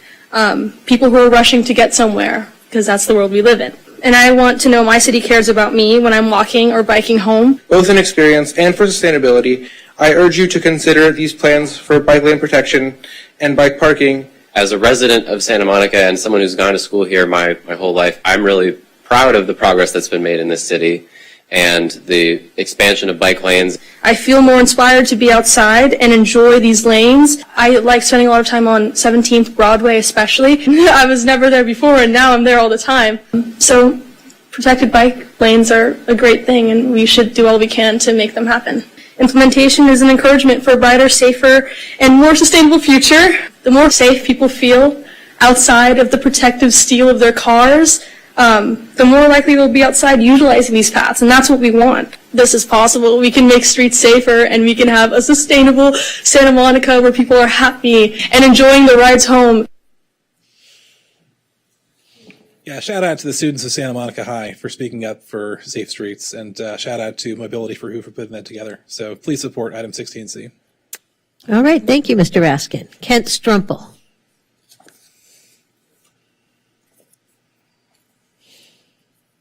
Good evening, council members. Kent Strumpel, 1211 Michigan, and I'm speaking tonight on behalf of Climate Action Santa Monica that I'm the co-chair of. Climate Action Santa Monica asks you to support this proposal to make Santa Monica streets safer, especially for vulnerable road users who want to get around without a car. Our city has made great progress on bike and pedestrian networks, but as the recent tragedy shows, there's clearly more work to be done. We need to build on the progress we made, and the motion that you are considering will be an important step. The safety improvements that are proposed, which will allow more people to get around Santa Monica without a car, are also climate solutions. A critical element for meeting our safety and climate goals is the availability of resources and staff to fulfill this work. This motion describes some methods for funding this work, which we encourage you to pursue. At a moment when we are confronted with a road safety and a climate crisis, before you today is a set of measures that can make a meaningful contribution to both. Please support this motion. And on a personal note, I want to note that I was hit on my bicycle nearly in front of our home on Michigan Avenue. This was several years ago. It was by a pizza delivery guy who just wasn't paying attention. He was very apologetic, but I was injured and it took me weeks to recover. And a couple years after that happened, the Michigan Avenue neighborhood greenway went in and a traffic circle was installed very close to where I was hit at 12th and Michigan. Had that traffic circle been there, I probably would not have been injured in that collision. And so whether it's traffic circles, daylighting, four-way stops, curb bulb outs, or expanding the bikeway, the protected bikeway network we have, we know we need to accelerate the pace of Thank you, Mr. Strumpel. Ms. Barton, and then I'm going to call a few more names before you begin, please. Ken, Paula Sizek, Laura Joy, and Sashin Goel. All right, Ms. Barton, and you're down twice. Are you speaking on two different items? Yes, I am. All right. Good evening. For item 16B, supporting California State Proposition 1. So if California has 30% of the country's homeless and Los Angeles has 40% of the state's homeless, what does that say? And please explain to me why it's the financial responsibility of the people living in the state of California to provide housing and services for these people. In addition, the president of our country has let 7 million or more illegal immigrants into our country, only exacerbating the homeless problem. How much of this housing and services will go to them? And again, why is it the financial responsibility of the people living in California to provide housing and services for these people? I'm also very concerned that to you, the homeless just mean more funding for the city, because it's very clear with actions like this, you invite the homeless to the city with housing that doesn't really exist, and then the city makes money off them remaining on the street. But of course, this item again is from Mayor Davis and Council Members Trosis and Zwick, the build council members, with total disregard to the consequences of their actions. I remember years ago there was a gentleman with behavioral health issues living in an affordable housing unit at the beach. In the end, he was causing problems and threatening other tenants, and if I remember correctly, he was eventually removed from the unit. So would this be what you're setting the other tenants and landlords up for by this action?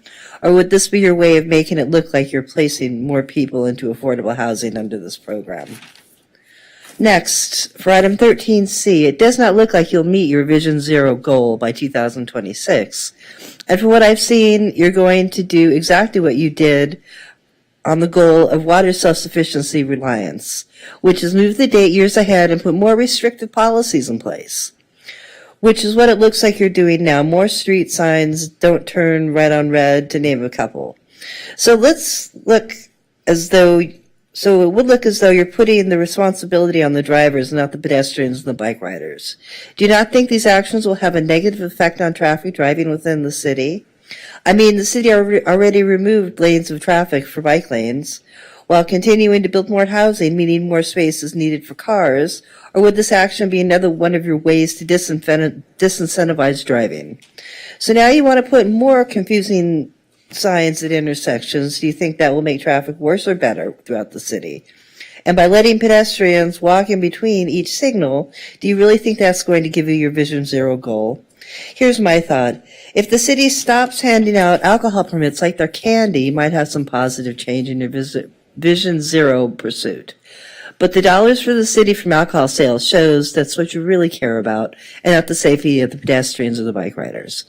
And finally, I have to ask, what about the state's policy on allowing jaywalking? How will that complicate this action? Just something else to think about. Thank you. Thank you, Ms. Barton. Ken. Sorry, I don't have a last name. Dapper. Hi, my name is Ken Dapper. I appreciate you letting me speak here tonight, and citizens of Santa Monica and the police officers in the back. You know, I've heard a lot of things about traffic measures and cars not being here and the safety that we need to take precautions for. And, you know, I'm not really worried about the future. I'm worried about now. And I think, you know, I was the first one to respond to the victim, Tanya Musser. I was standing over her while she was bleeding out.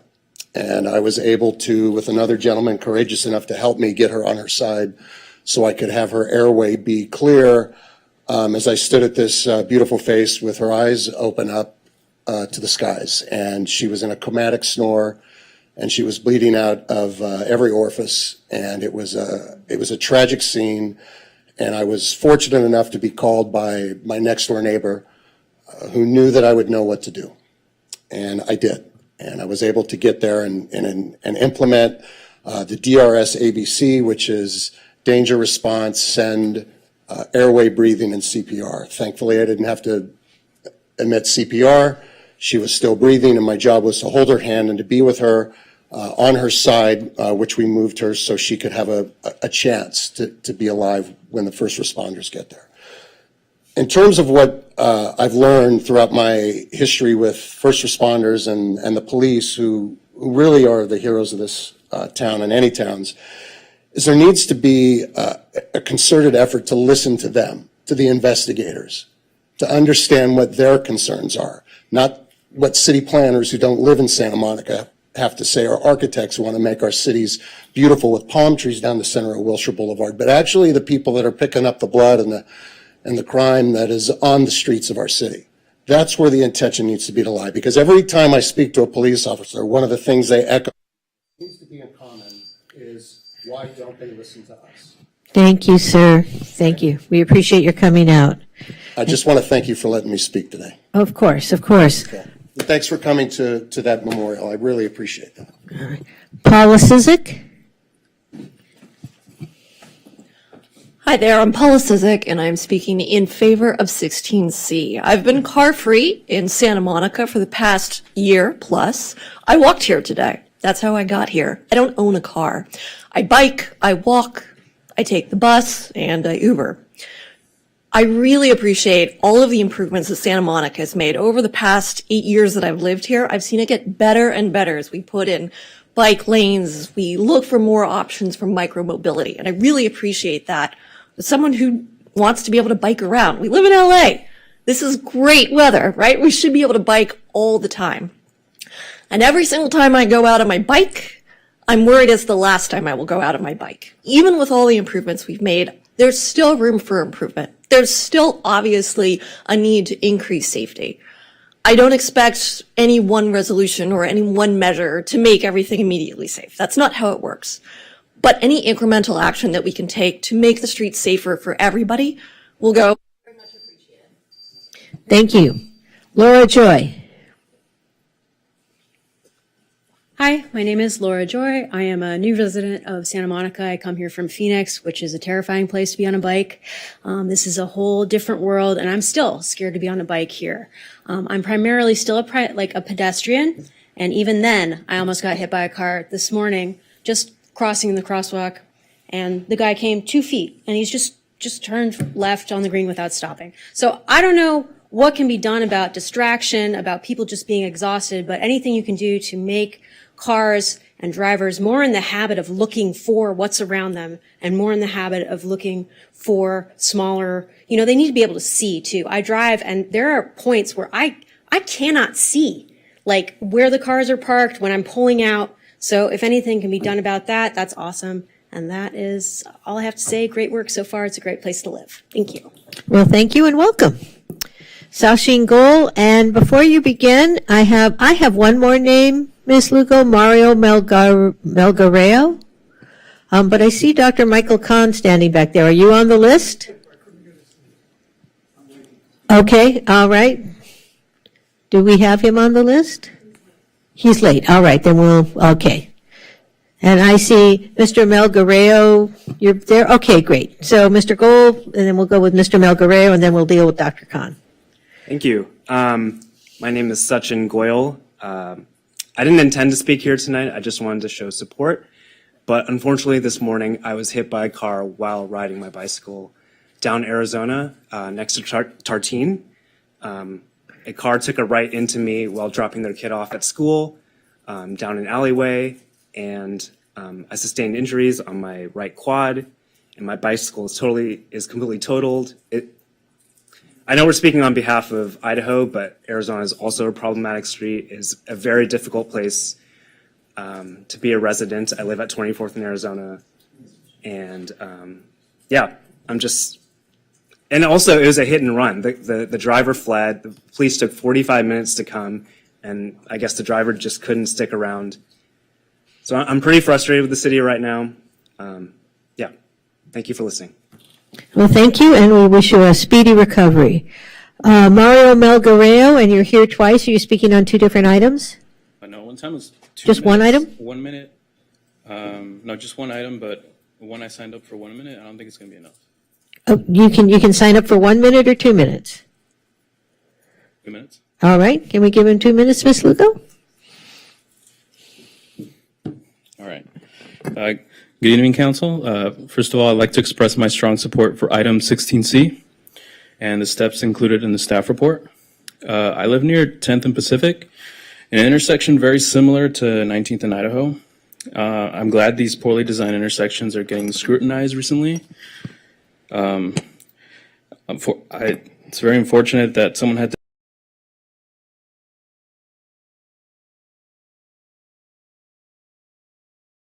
biked on 10th and Pacific, and I've actually been in more close calls as a driver even. So it's not safe for anyone. And, thinking beyond crosswalks and intersection design, I hope that the city is thinking about how this plays into a larger issue, about who's being valued more in its road design. The people protected behind 3 tons of steel and plastic, or those who aren't. And I say this as someone who has a car and loves driving fast. But there's a place for that. Racetracks, country roads, far away from where people live, not in a dense urban area like Santa Monica. And I know there's already many people on this council and in this city who know this, but places that have prioritized making their city more pedestrian and bike friendly at the end of the day become better places.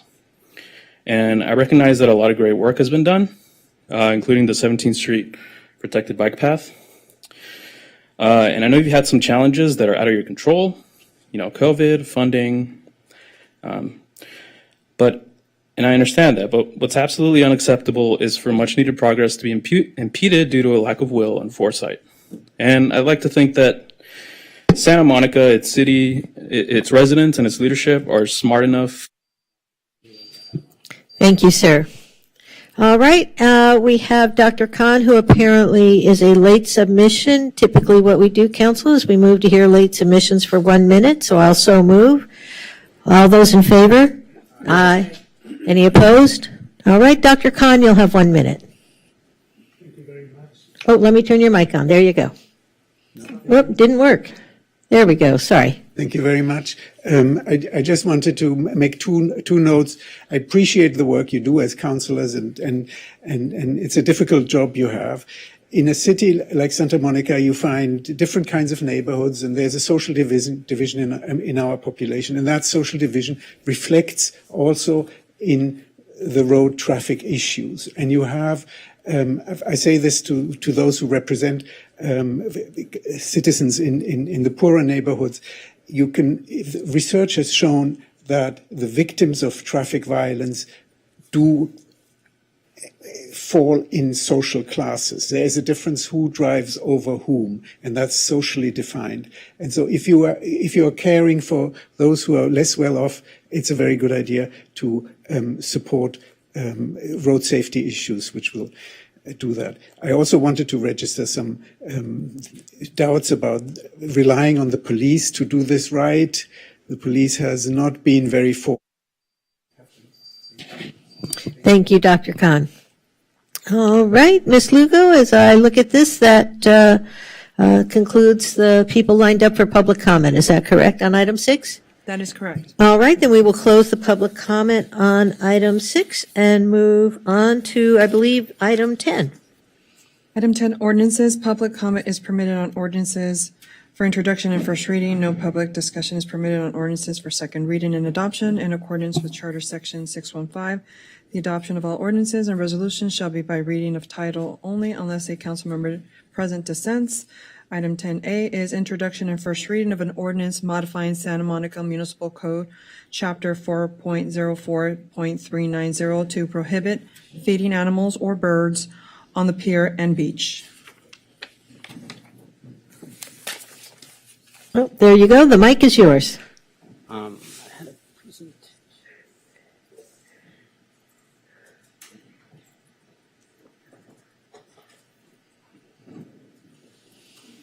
Good evening, Santa Monica Council members. My name is Jonathan Maldonado, and I am a civil engineer associate in the Public Works Department. I will be presenting the first reading on an ordinance intending the city Sir, of Santa can I Monica. interrupt? I think you can pull that up a little closer. It's. Oh, sorry, I'm a little I nervous. just Sorry. don't want you to sue us for back injuries. Okay. All right, sorry, let me start over. I'll be presenting the first reading on an ordinance amending the City of Santa Monica's Municipal Code, Chapter 404.390. The purpose of this ordinance is to prohibit the feeding of animals and birds at the City of Santa Monica's pier and beach.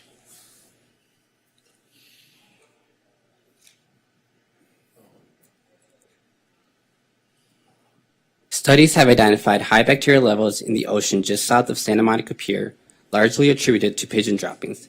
Feeding birds and animals in public spaces poses a health risk for both humans and the animals. This can be seen on the rating provided by the Heal the Bay report during the dry summer months. This ordinance is designed to enhance the water quality directly beneath the pier, encompassing approximately 5% of Santa Monica Beach. Furthermore, staff has recently implemented a project that involves the installation of bird netting underneath the pier. This initiative not only targets the enhancement of water quality in the vicinity, but also serves to discourage the feeding of animals and birds in the area. In summary, the objective is to mitigate water quality and clearly delineate the areas where feeding animals and birds will be prohibited.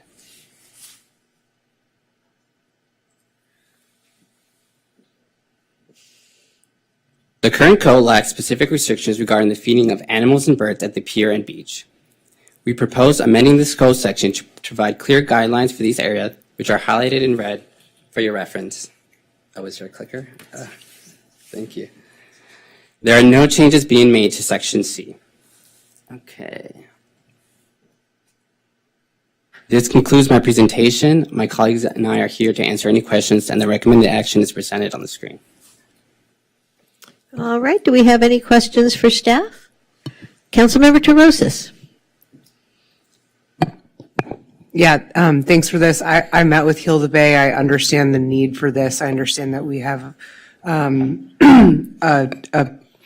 bacterial and pollution issue, but I think many of us might have read about in the LA Times, Augustine. Does everyone know what I'm talking about? The man who likes to feed the birds and sees it as his God-given mission to feed these birds. I'm happy to refer folks to the LA Times article.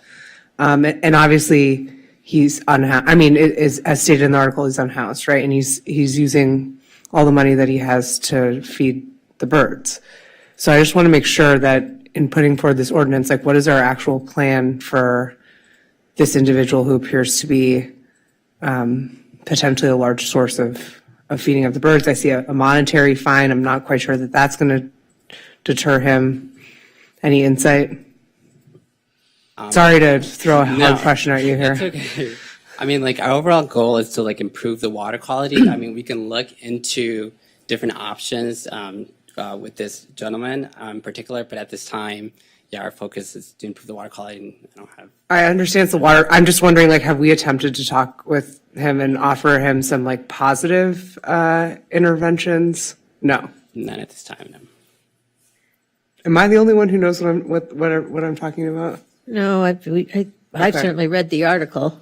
No, I'm aware of what you're talking about, and I think, pragmatically, we will take whatever steps we can to work with the individual. I've read the story multiple times. The bigger pictures are trying to address the water quality issue, but Right. we would obviously work with this person and not try to put them in a position of being punitive. And Yes, you're stating that correctly. Like, obviously, we have a water quality issue that is a health concern, and that supersedes, the desires of this individual. But at the same time, we're not trying to criminalize bird feeding, right? Or make it prohibitively.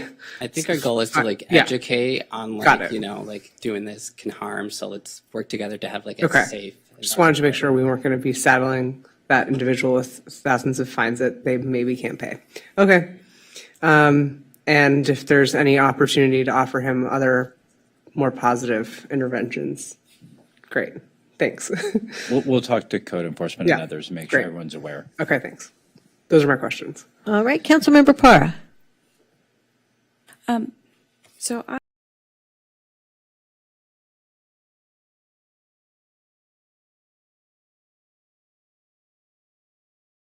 we going to be posting signs? I know that in particular, we're looking to mitigate, the impacts on our ocean. But how are we going to let everybody know that can't do that? Yeah, we're looking to, do outreach on social media. And like you mentioned, I'm looking to putting signs at the pier and the beach. We need to look into that some more. Okay, so so just my 2 cents, signs with like a QR code so that it'll take you to a place that explains why we're asking you to not feed the birds. Might be, kind of cool. In El Salvador, they had coffee with a big, huge QR code on it, coffee bags. And it was so cool because then you could go to it and find out the history of that coffee and the manufacturer and stuff. And so really, they're innovative over there. They're trying. So anyhow, that would be really great. So thank you. That's all I had. All right, I don't see anyone else in the queue with any questions or comments. Does someone want to make a motion? Second. All right, we have, I assume you are moving the staff recommendation for the modification to the ordinance, moved by De La Torre, seconded by Brock. Seeing no one else in the queue to comment, will we have a roll call vote, Ms. Lugo? Councilmember Zwick, Yes. Councilmember Para, Yes. Councilmember Brock, Yes. Councilmember Terrosis, Yes. Councilmember De La Torre, Yes. Mayor Davis. Yes, that passes unanimously, 6-0. Thank you very much. All right, I believe that takes us to the 16 items. 16A, recommendation to accept Jonathan Kaplan's resignation from the Landmarks Commission and authorize the city clerk to publish the vacancy. Yes, and I'll move that we accept his resignation with our gratitude and authorize the clerk to publish the vacancy. Can I get a second? Second.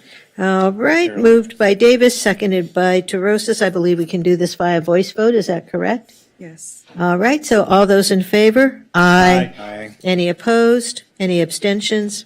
All right, again, thank you, Mr. Kaplan, for your service. That moves us to item 16B. Request of Councilmember Terrosis and Councilmember Zwick and Mayor Davis that the City Council support California Proposition 1. And I believe, Councilmember Terrosis, you'll be kicking this off? Sure. So for those of you who aren't aware, Proposition 1 is going to be on the March 5th, 2024 California primary ballot. And this is really important for a variety of reasons. This is formerly known as treatment, not tents.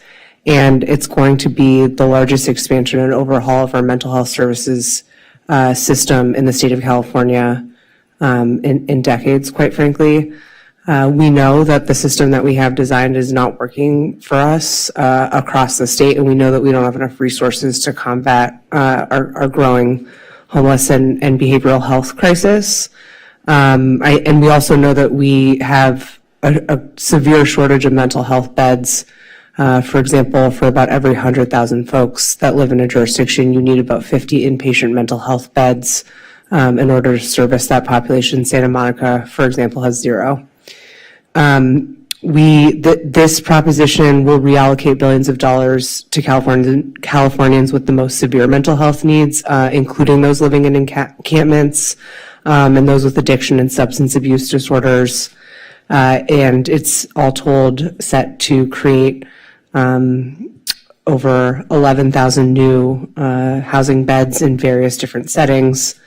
It would be a $6.38 billion bond and provide additional expanded service for tens of thousands of Californians. I don't think it's reasonable for the city of Santa Monica to solve this crisis alone. We sure didn't get here alone. And I absolutely think it's incumbent upon us to urge our elected officials and, of course, our constituents to support this important overhaul to our Mental Health Services Act. It's only been placed on the ballot after significant negotiation at the state level and passing through the legislative process. So this has been discussed with counties, with local jurisdictions, with the state, and I think it's putting forward our best effort to marshal resources to accompany what we already have dedicated of our own general fund here in Santa Monica. So I think if we're serious about homelessness, which we are, if we're serious about clean and safe, which we are, it's important that we support Proposition 1. All right, Councilmember Swick, did you have anything to add? Sure. As Councilmember Torres already said, I think we all know that there's a issue around mental health in our community, and that there's been a long history of decades of disinvestment in this issue, beginning with the process of deinstitutionalization and the lack of follow-up in Medicare and other forms of community-based care. So it's long overdue that we address this at the appropriate level, which, when it comes to the resources required, will be at the state and federal level. And we, as council members, can only do our part to endorse this measure and show our support. Right, and I'll just add, and I think Councilmember Terosas mentioned this, that supporting this proposition would be very much in line with our stated budgetary priorities of a clean and safe Santa Monica, as well as addressing the ongoing issue of homelessness. So I think this is something that we already have recognized as something we need to do, and having the state recognize that it needs to commit more resources will be very helpful. Any other comments or questions? Not seeing anyone in the queue? Oh, I'm sorry. Yeah, I just, this is very personal for me. I have a younger brother of mine who was diagnosed with paranoid schizophrenia, and he has unfortunately been through the criminal justice system, and every time that he went to jail, he came out worse. And he's now fortunately in a hospital where he's getting treatment, and we're seeing some progress. And so I've personally witnessed and seen the importance of having a different approach. And I think this funding will expand those types of services that are sorely needed in our society. So I urge everybody to support this. All right, so I think we need a motion to do so. All right, moved by De La Torre. Second. Seconded by Parr. We'll give that one to Councilmember Parr, but I'm glad to see the enthusiasm. I think we can do this by a voice vote, is that correct, since there's no money involved? All right, all those in favor? Aye. Any opposed? Any abstentions? Thank you, that passes unanimously. We will move on to 16C.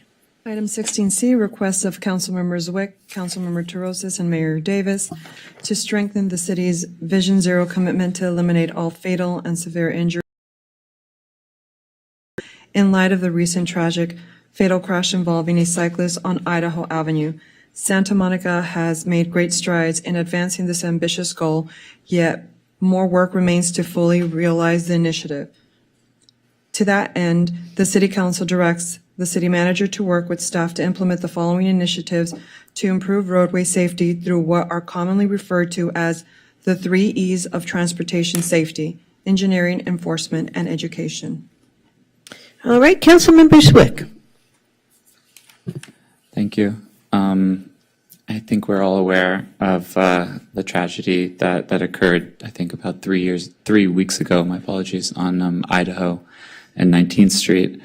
Why do we need this motion? Well, what is it about? I think, well, the first fact that jumped out at me as I read the voluminous public comment on this issue was a fact that said that Tanya was actually the 12th bicyclist in Southern California to be killed in the last 3 weeks.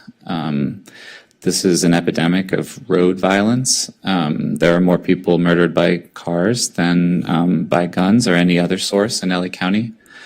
And we need to do more if we're going to be serious about a clean and safe Santa Monica. One thing that struck me as I was reading the correspondence, a lot of people up and down Idaho writing in saying, I need a four-way at 19th, I need a four-way at 16th, I need a four-way at 18th, I need a four-way at 21st Street. And what struck me was how many commented directly on their own experiences of near misses or even witnessing accidents at those intersections. They talked about how there are children and elderly people who regularly use that street to go to school and other locations like church and other parks in the area. In general, we heard from a lot of Wilmont residents that we have a lot of residential streets that are being used as thoroughfares by people who are trying to avoid traffic on our main arterials. And we need to be doing more, as one commenter said, to keep them off those streets and to keep those streets safe. The main thing that I thought about, though, when I was reading all the comments from people living on Idaho in light of the tragedy there was how many other streets in Santa Monica are exactly like Idaho, and how many of them also desperately need interventions as well. Because there's not a whole lot that's unique about Idaho. Yes, there are too many stretches of it that have two-way stops that are dangerous, but there are plenty of two-way stops in our city that are dangerous. And for many of them, people in the community have written in already to say that they're unsafe. They've asked the city to do something about it.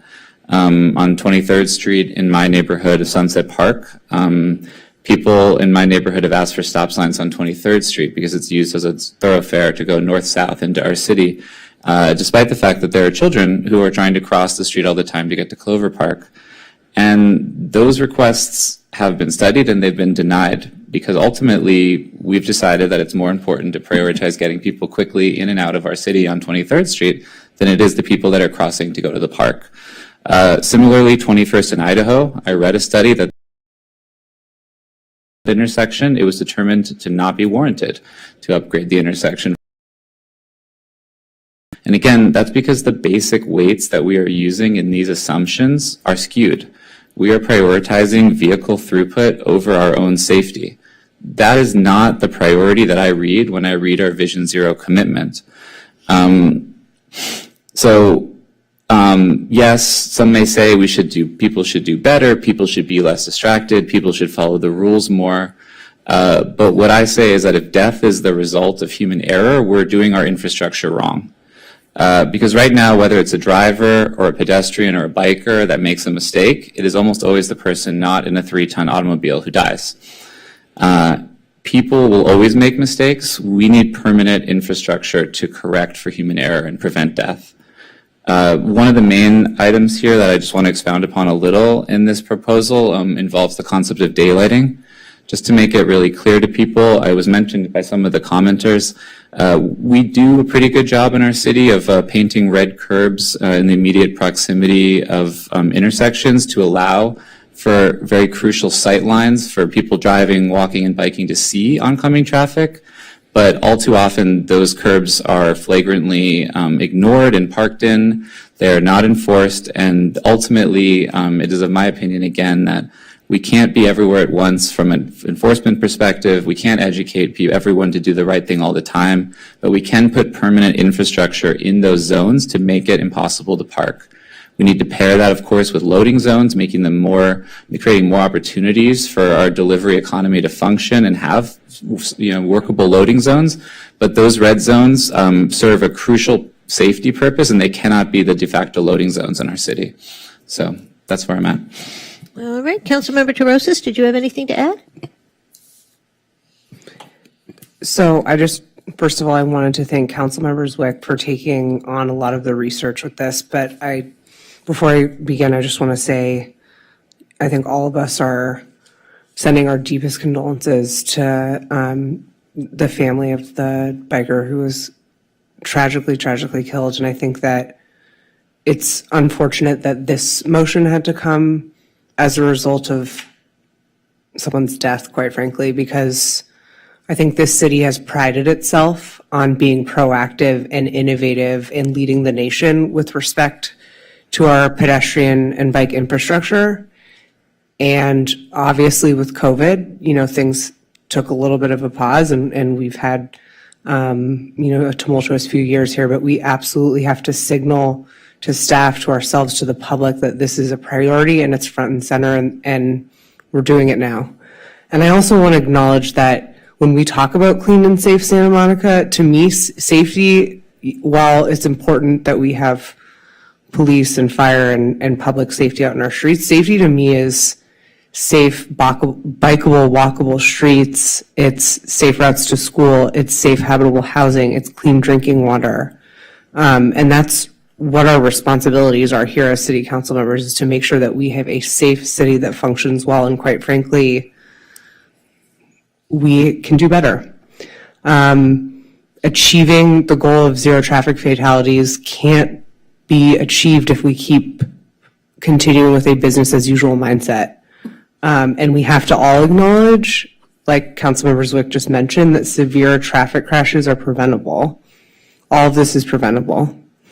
And that means that we as elected leaders have to put our selves out there to the community to let them know that we are committed to clear public policy that's laying out actions for staff to follow, and quite frankly, a timeline.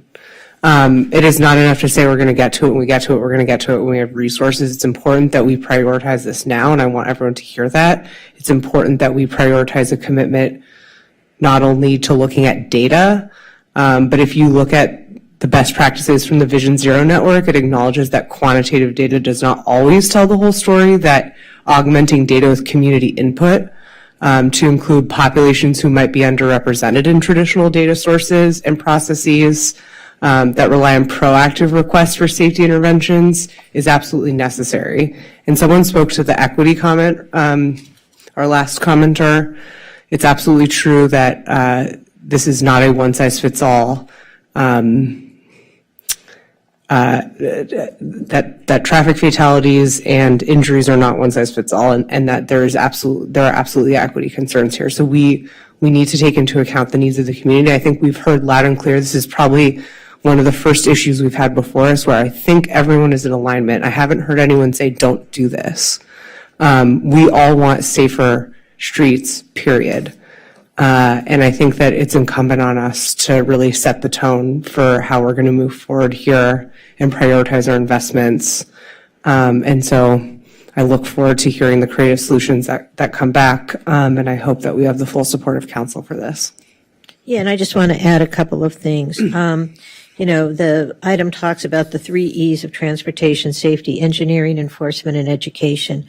And while they're all important, they are not, to my mind, all equally important. I think we can do a lot of education, and we're still going to have tragic incidents like what happened at 19th and Idaho. And enforcement is good, but imperfect. We're never always going to have a police officer. So the best thing we can do is engineer safer streets. And that is, for example, what we did on 17th Street with the protected bike lanes. 4-way stops are a great start, but I've lived in Wilmot. I live north of Montana, and sadly, I will say any stop sign in this city, many people interpret it more as a nice suggestion rather than a compelling need to stop their cars. So I think we need to go beyond some of the obvious and quick fixes and really talk about how are we going to engineer our streets over the long haul.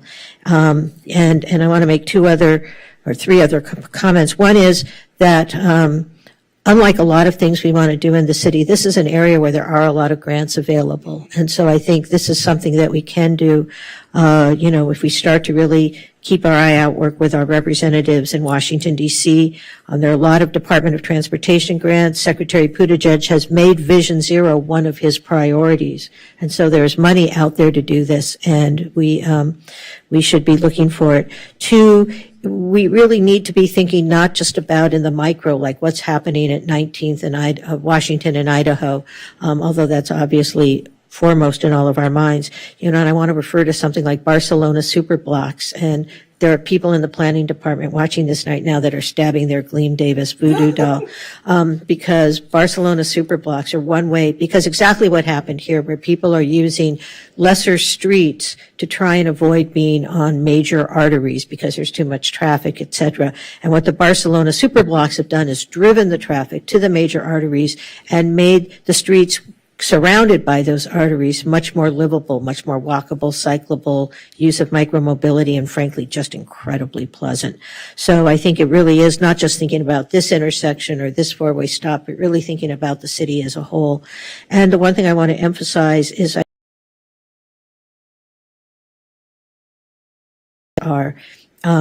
as Councilmember Terosas said, certainly clean and safe isn't always about crime. It can be about the ability to move about the city's safety without fearing for bodily injury, simply because you choose, and I hate the term alternative mode of transportation. Our primary modes of transportation should be people-powered. It should be bikes, it should be walking, it should be micromobility. It's just a different form of transportation, but I think the more bikeable and walkable we make our city, it will also create a lot of opportunity for economic development. And, everyone says we should be driven by data. The data I will point to is Paris and London, where you have people on the streets and you have thriving retail because people are walking by the retail. People don't stop at shops, they drive by. They stop at shops, they walk by. And so I think this is actually something that fits very keenly within our priorities. So I, along with Councilmember Terosas, really want to thank Councilmember Zwick for doing the heavy lifting on this one and doing a lot of research, and hope we'll be able to approve this. Councilmember Brock. So I agree. It's not only 18th or 19th or 21st in Idaho. In the last week, I've received queries from 12th in California from all over the city.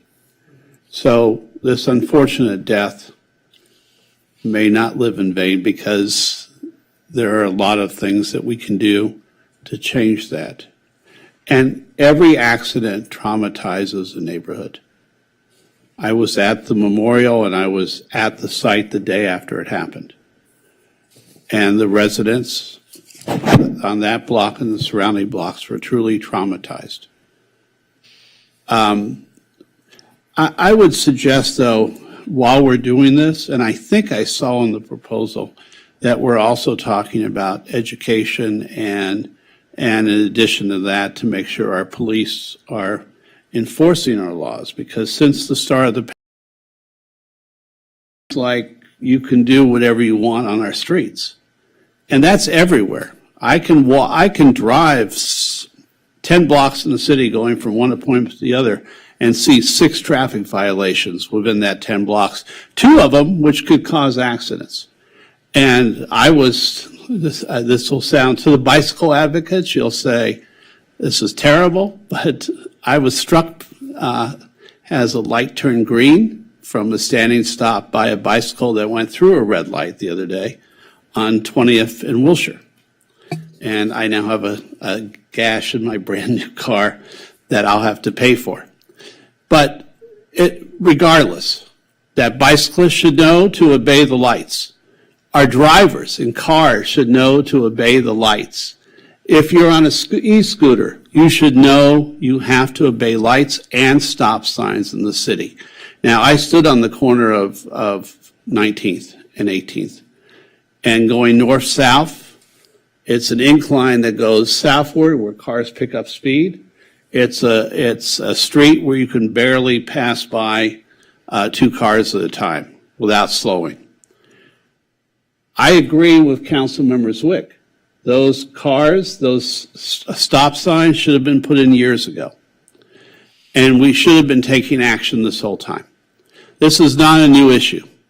As one person who spoke said earlier, I stood at an intersection on 19th where a resident had crossed out, had painted over part of the red zone and put gray paint there to appear that it was no longer a red zone so he could park in front of his house. We as a city administration, have to make sure that we activate enforcement, activate traffic safety. And by the way, traffic safety starts with our kids at the school district. It's not when they actually learn how to drive. It's the entire time they're walking, bicycling, taking buses in our city. And yes, more protected bike lanes are one thing. Stop signs at critical intersections where you see that there is very little chance of seeing who's going to make a right or left turn, because there are delivery trucks, as when I was on that block, there were delivery trucks blocking at least one part of the vision. So we have streets all over the city. 15th in Montana has had numerous accidents. And my neighbor at one time, who was a commissioner in the city, his wife got hit at that intersection. I know a lot of people who have been pedestrians walking in a crosswalk and still been hit because people going west can't always see the sunset. So even with a blinking light, it hasn't been completely successful. There's a right turn. Instead, they speed up, they go through the intersection so they can get up to 45, 50, 60 miles an hour. We need to make our stops, all those stop signs, very apparent, and we have to use new technology to try and do that. So I support this motion. I had been on the phone with the city manager immediately when I heard about the accident. I was away. The next morning I was there. I think for all of us, we all feel not only for that victim, but for every victim. There's been at least 2 serious bike accidents in the city in the past week, beyond that one. So we have to do our best to not only take care of our residents and our visitors, but also education and enforcement. We have to go back to when I was 18, if I made a left turn, even an inch off, I was ticketed. It was automatic. So we need to get back a little bit to that, where we're making sure that it's education, it's enforcement, and every safety enhancement we can do in the city. All right, Councilmember De La Torre. Yes, I just want to support everything that's been said today, and I also want to acknowledge our residents who stepped up, to provide support, in a very difficult time, and yeah, just to make sure that we do this to move forward, that no death is in vain, and that we act responsibly as a government today. Thank you. All right, thank you. Councilmember Para. I'll make this brief as well. I just also wanted to thank my colleagues for bringing this item forward. It's just a tragic incident that really has kind of, touched all of us on many different levels. I used to live on Idaho and 17th Street, so I'm very familiar with that street, and I used to roller skate down to the beach with my then boyfriend, now husband. But, I was trying to make it to that event, but I actually ended up having, had the remembrance, but I had an emergency to put out, literally. But I also wanted to give thanks, Ken, for what you did. I'm a first responder too, so I hear your heart and I appreciate you, and just I'm full support of whatever we can do to make our streets safer. So thank you. All right. Well, we do need a motion and a second. I'll second the item. All right. Moved by Councilmember Para, seconded by Councilmember Brock. Item 16C.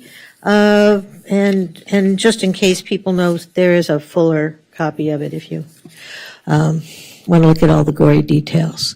So I think we can do this via voice vote. Is that correct? All those in favor? Aye. Any opposed? Any abstentions? Yes, that passes unanimously by a 6-0 vote. Thank you very much. This leads us to the end of our agenda. Sadly, though, we do have some adjournments. Councilmember Zwick, did you have one for Ms. Moser? Yes. All right, why don't we start with that since we just finished that item? So I haven't had the opportunity to talk fully, but I have corresponded with both her sister and her son-in-law, who asked that we say a few words on behalf of Tanya. Tanya was a mother, a sister, a teacher in the Glendale Unified School District, and a nearly 40-year resident of Santa Monica. She was proud to be a Santa Monican. She was a very warm and caring neighbor. And we talked a lot about policy tonight, and I think it's just very important that we always remember that and hold on to the fact that behind every statistic is a human who was loved and who is gone too soon. So I just wanted to have a moment for Tanya. All right, and then I think Councilmember Brock, you had someone as well? Yes, person that I was a friend with who has been an amazing volunteer in the city of Santa Monica passed away. Tom Rosehart was born September 12, 1952 in Los Angeles. He worked for Securitas Security for nearly 25 years, was loved and respected by his colleagues who were always ready to laugh at one of his silly jokes. His real passion, though, was his work as a longtime volunteer with the Santa Monica Elks Lodge, the benevolent and protective Order of Elks, founded in 1868.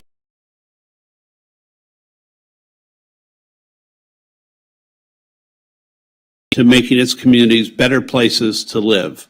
The organization each year donates over $85 million in funds and $450 million in goods and services to those in need, students, people with special needs, active duty members of the armed forces, veterans and their families, and other service organizations.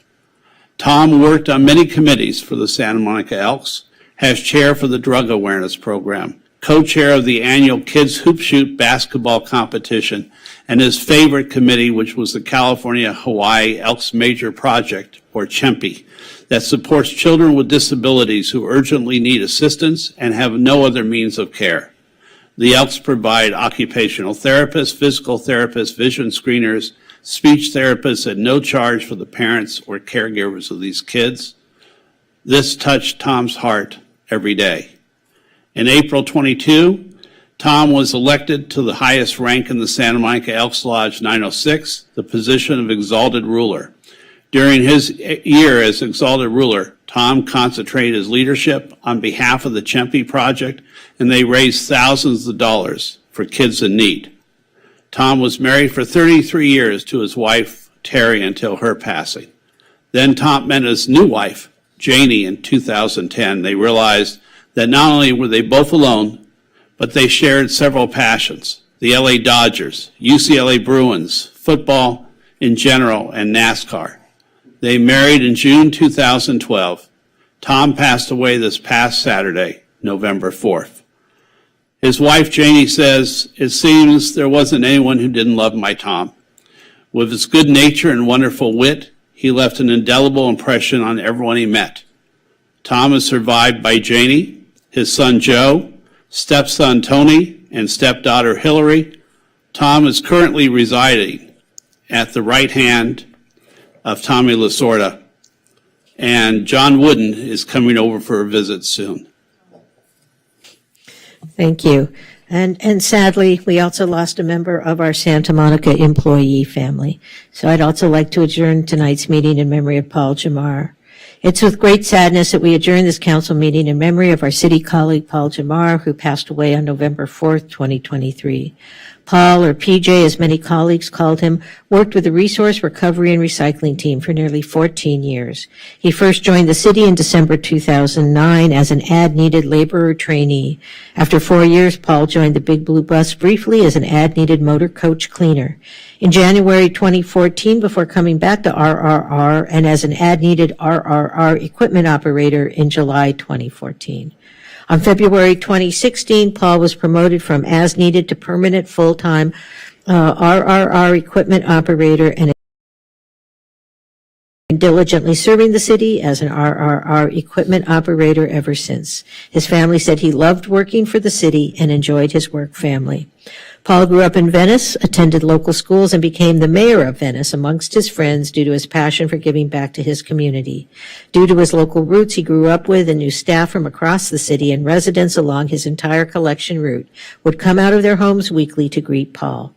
Children especially loved it when he would honk his horn and wave at them. Paul also coached youth football and volunteered for gang prevention and community intervention services. Paul was beloved and respected by his colleagues and supervisors. The RRR family and the city of Santa Monica as a whole will miss Paul deeply as a big brother, a mentor, a leader, a dedicated public servant, and a good person. We would like to extend our deepest condolences to Paul's family during this difficult time. And with that, after those sad adjournments, we are adjourned. Our next meeting will be November 28th. So I do want to take this opportunity to wish everyone a happy and safe Thanksgiving holiday, and want to remind you that sometimes the holidays can be difficult. So please don't hesitate to reach out for help. There is help there, and we all care about you. So happy Thanksgiving to everyone, and we will see you after that. Thank you.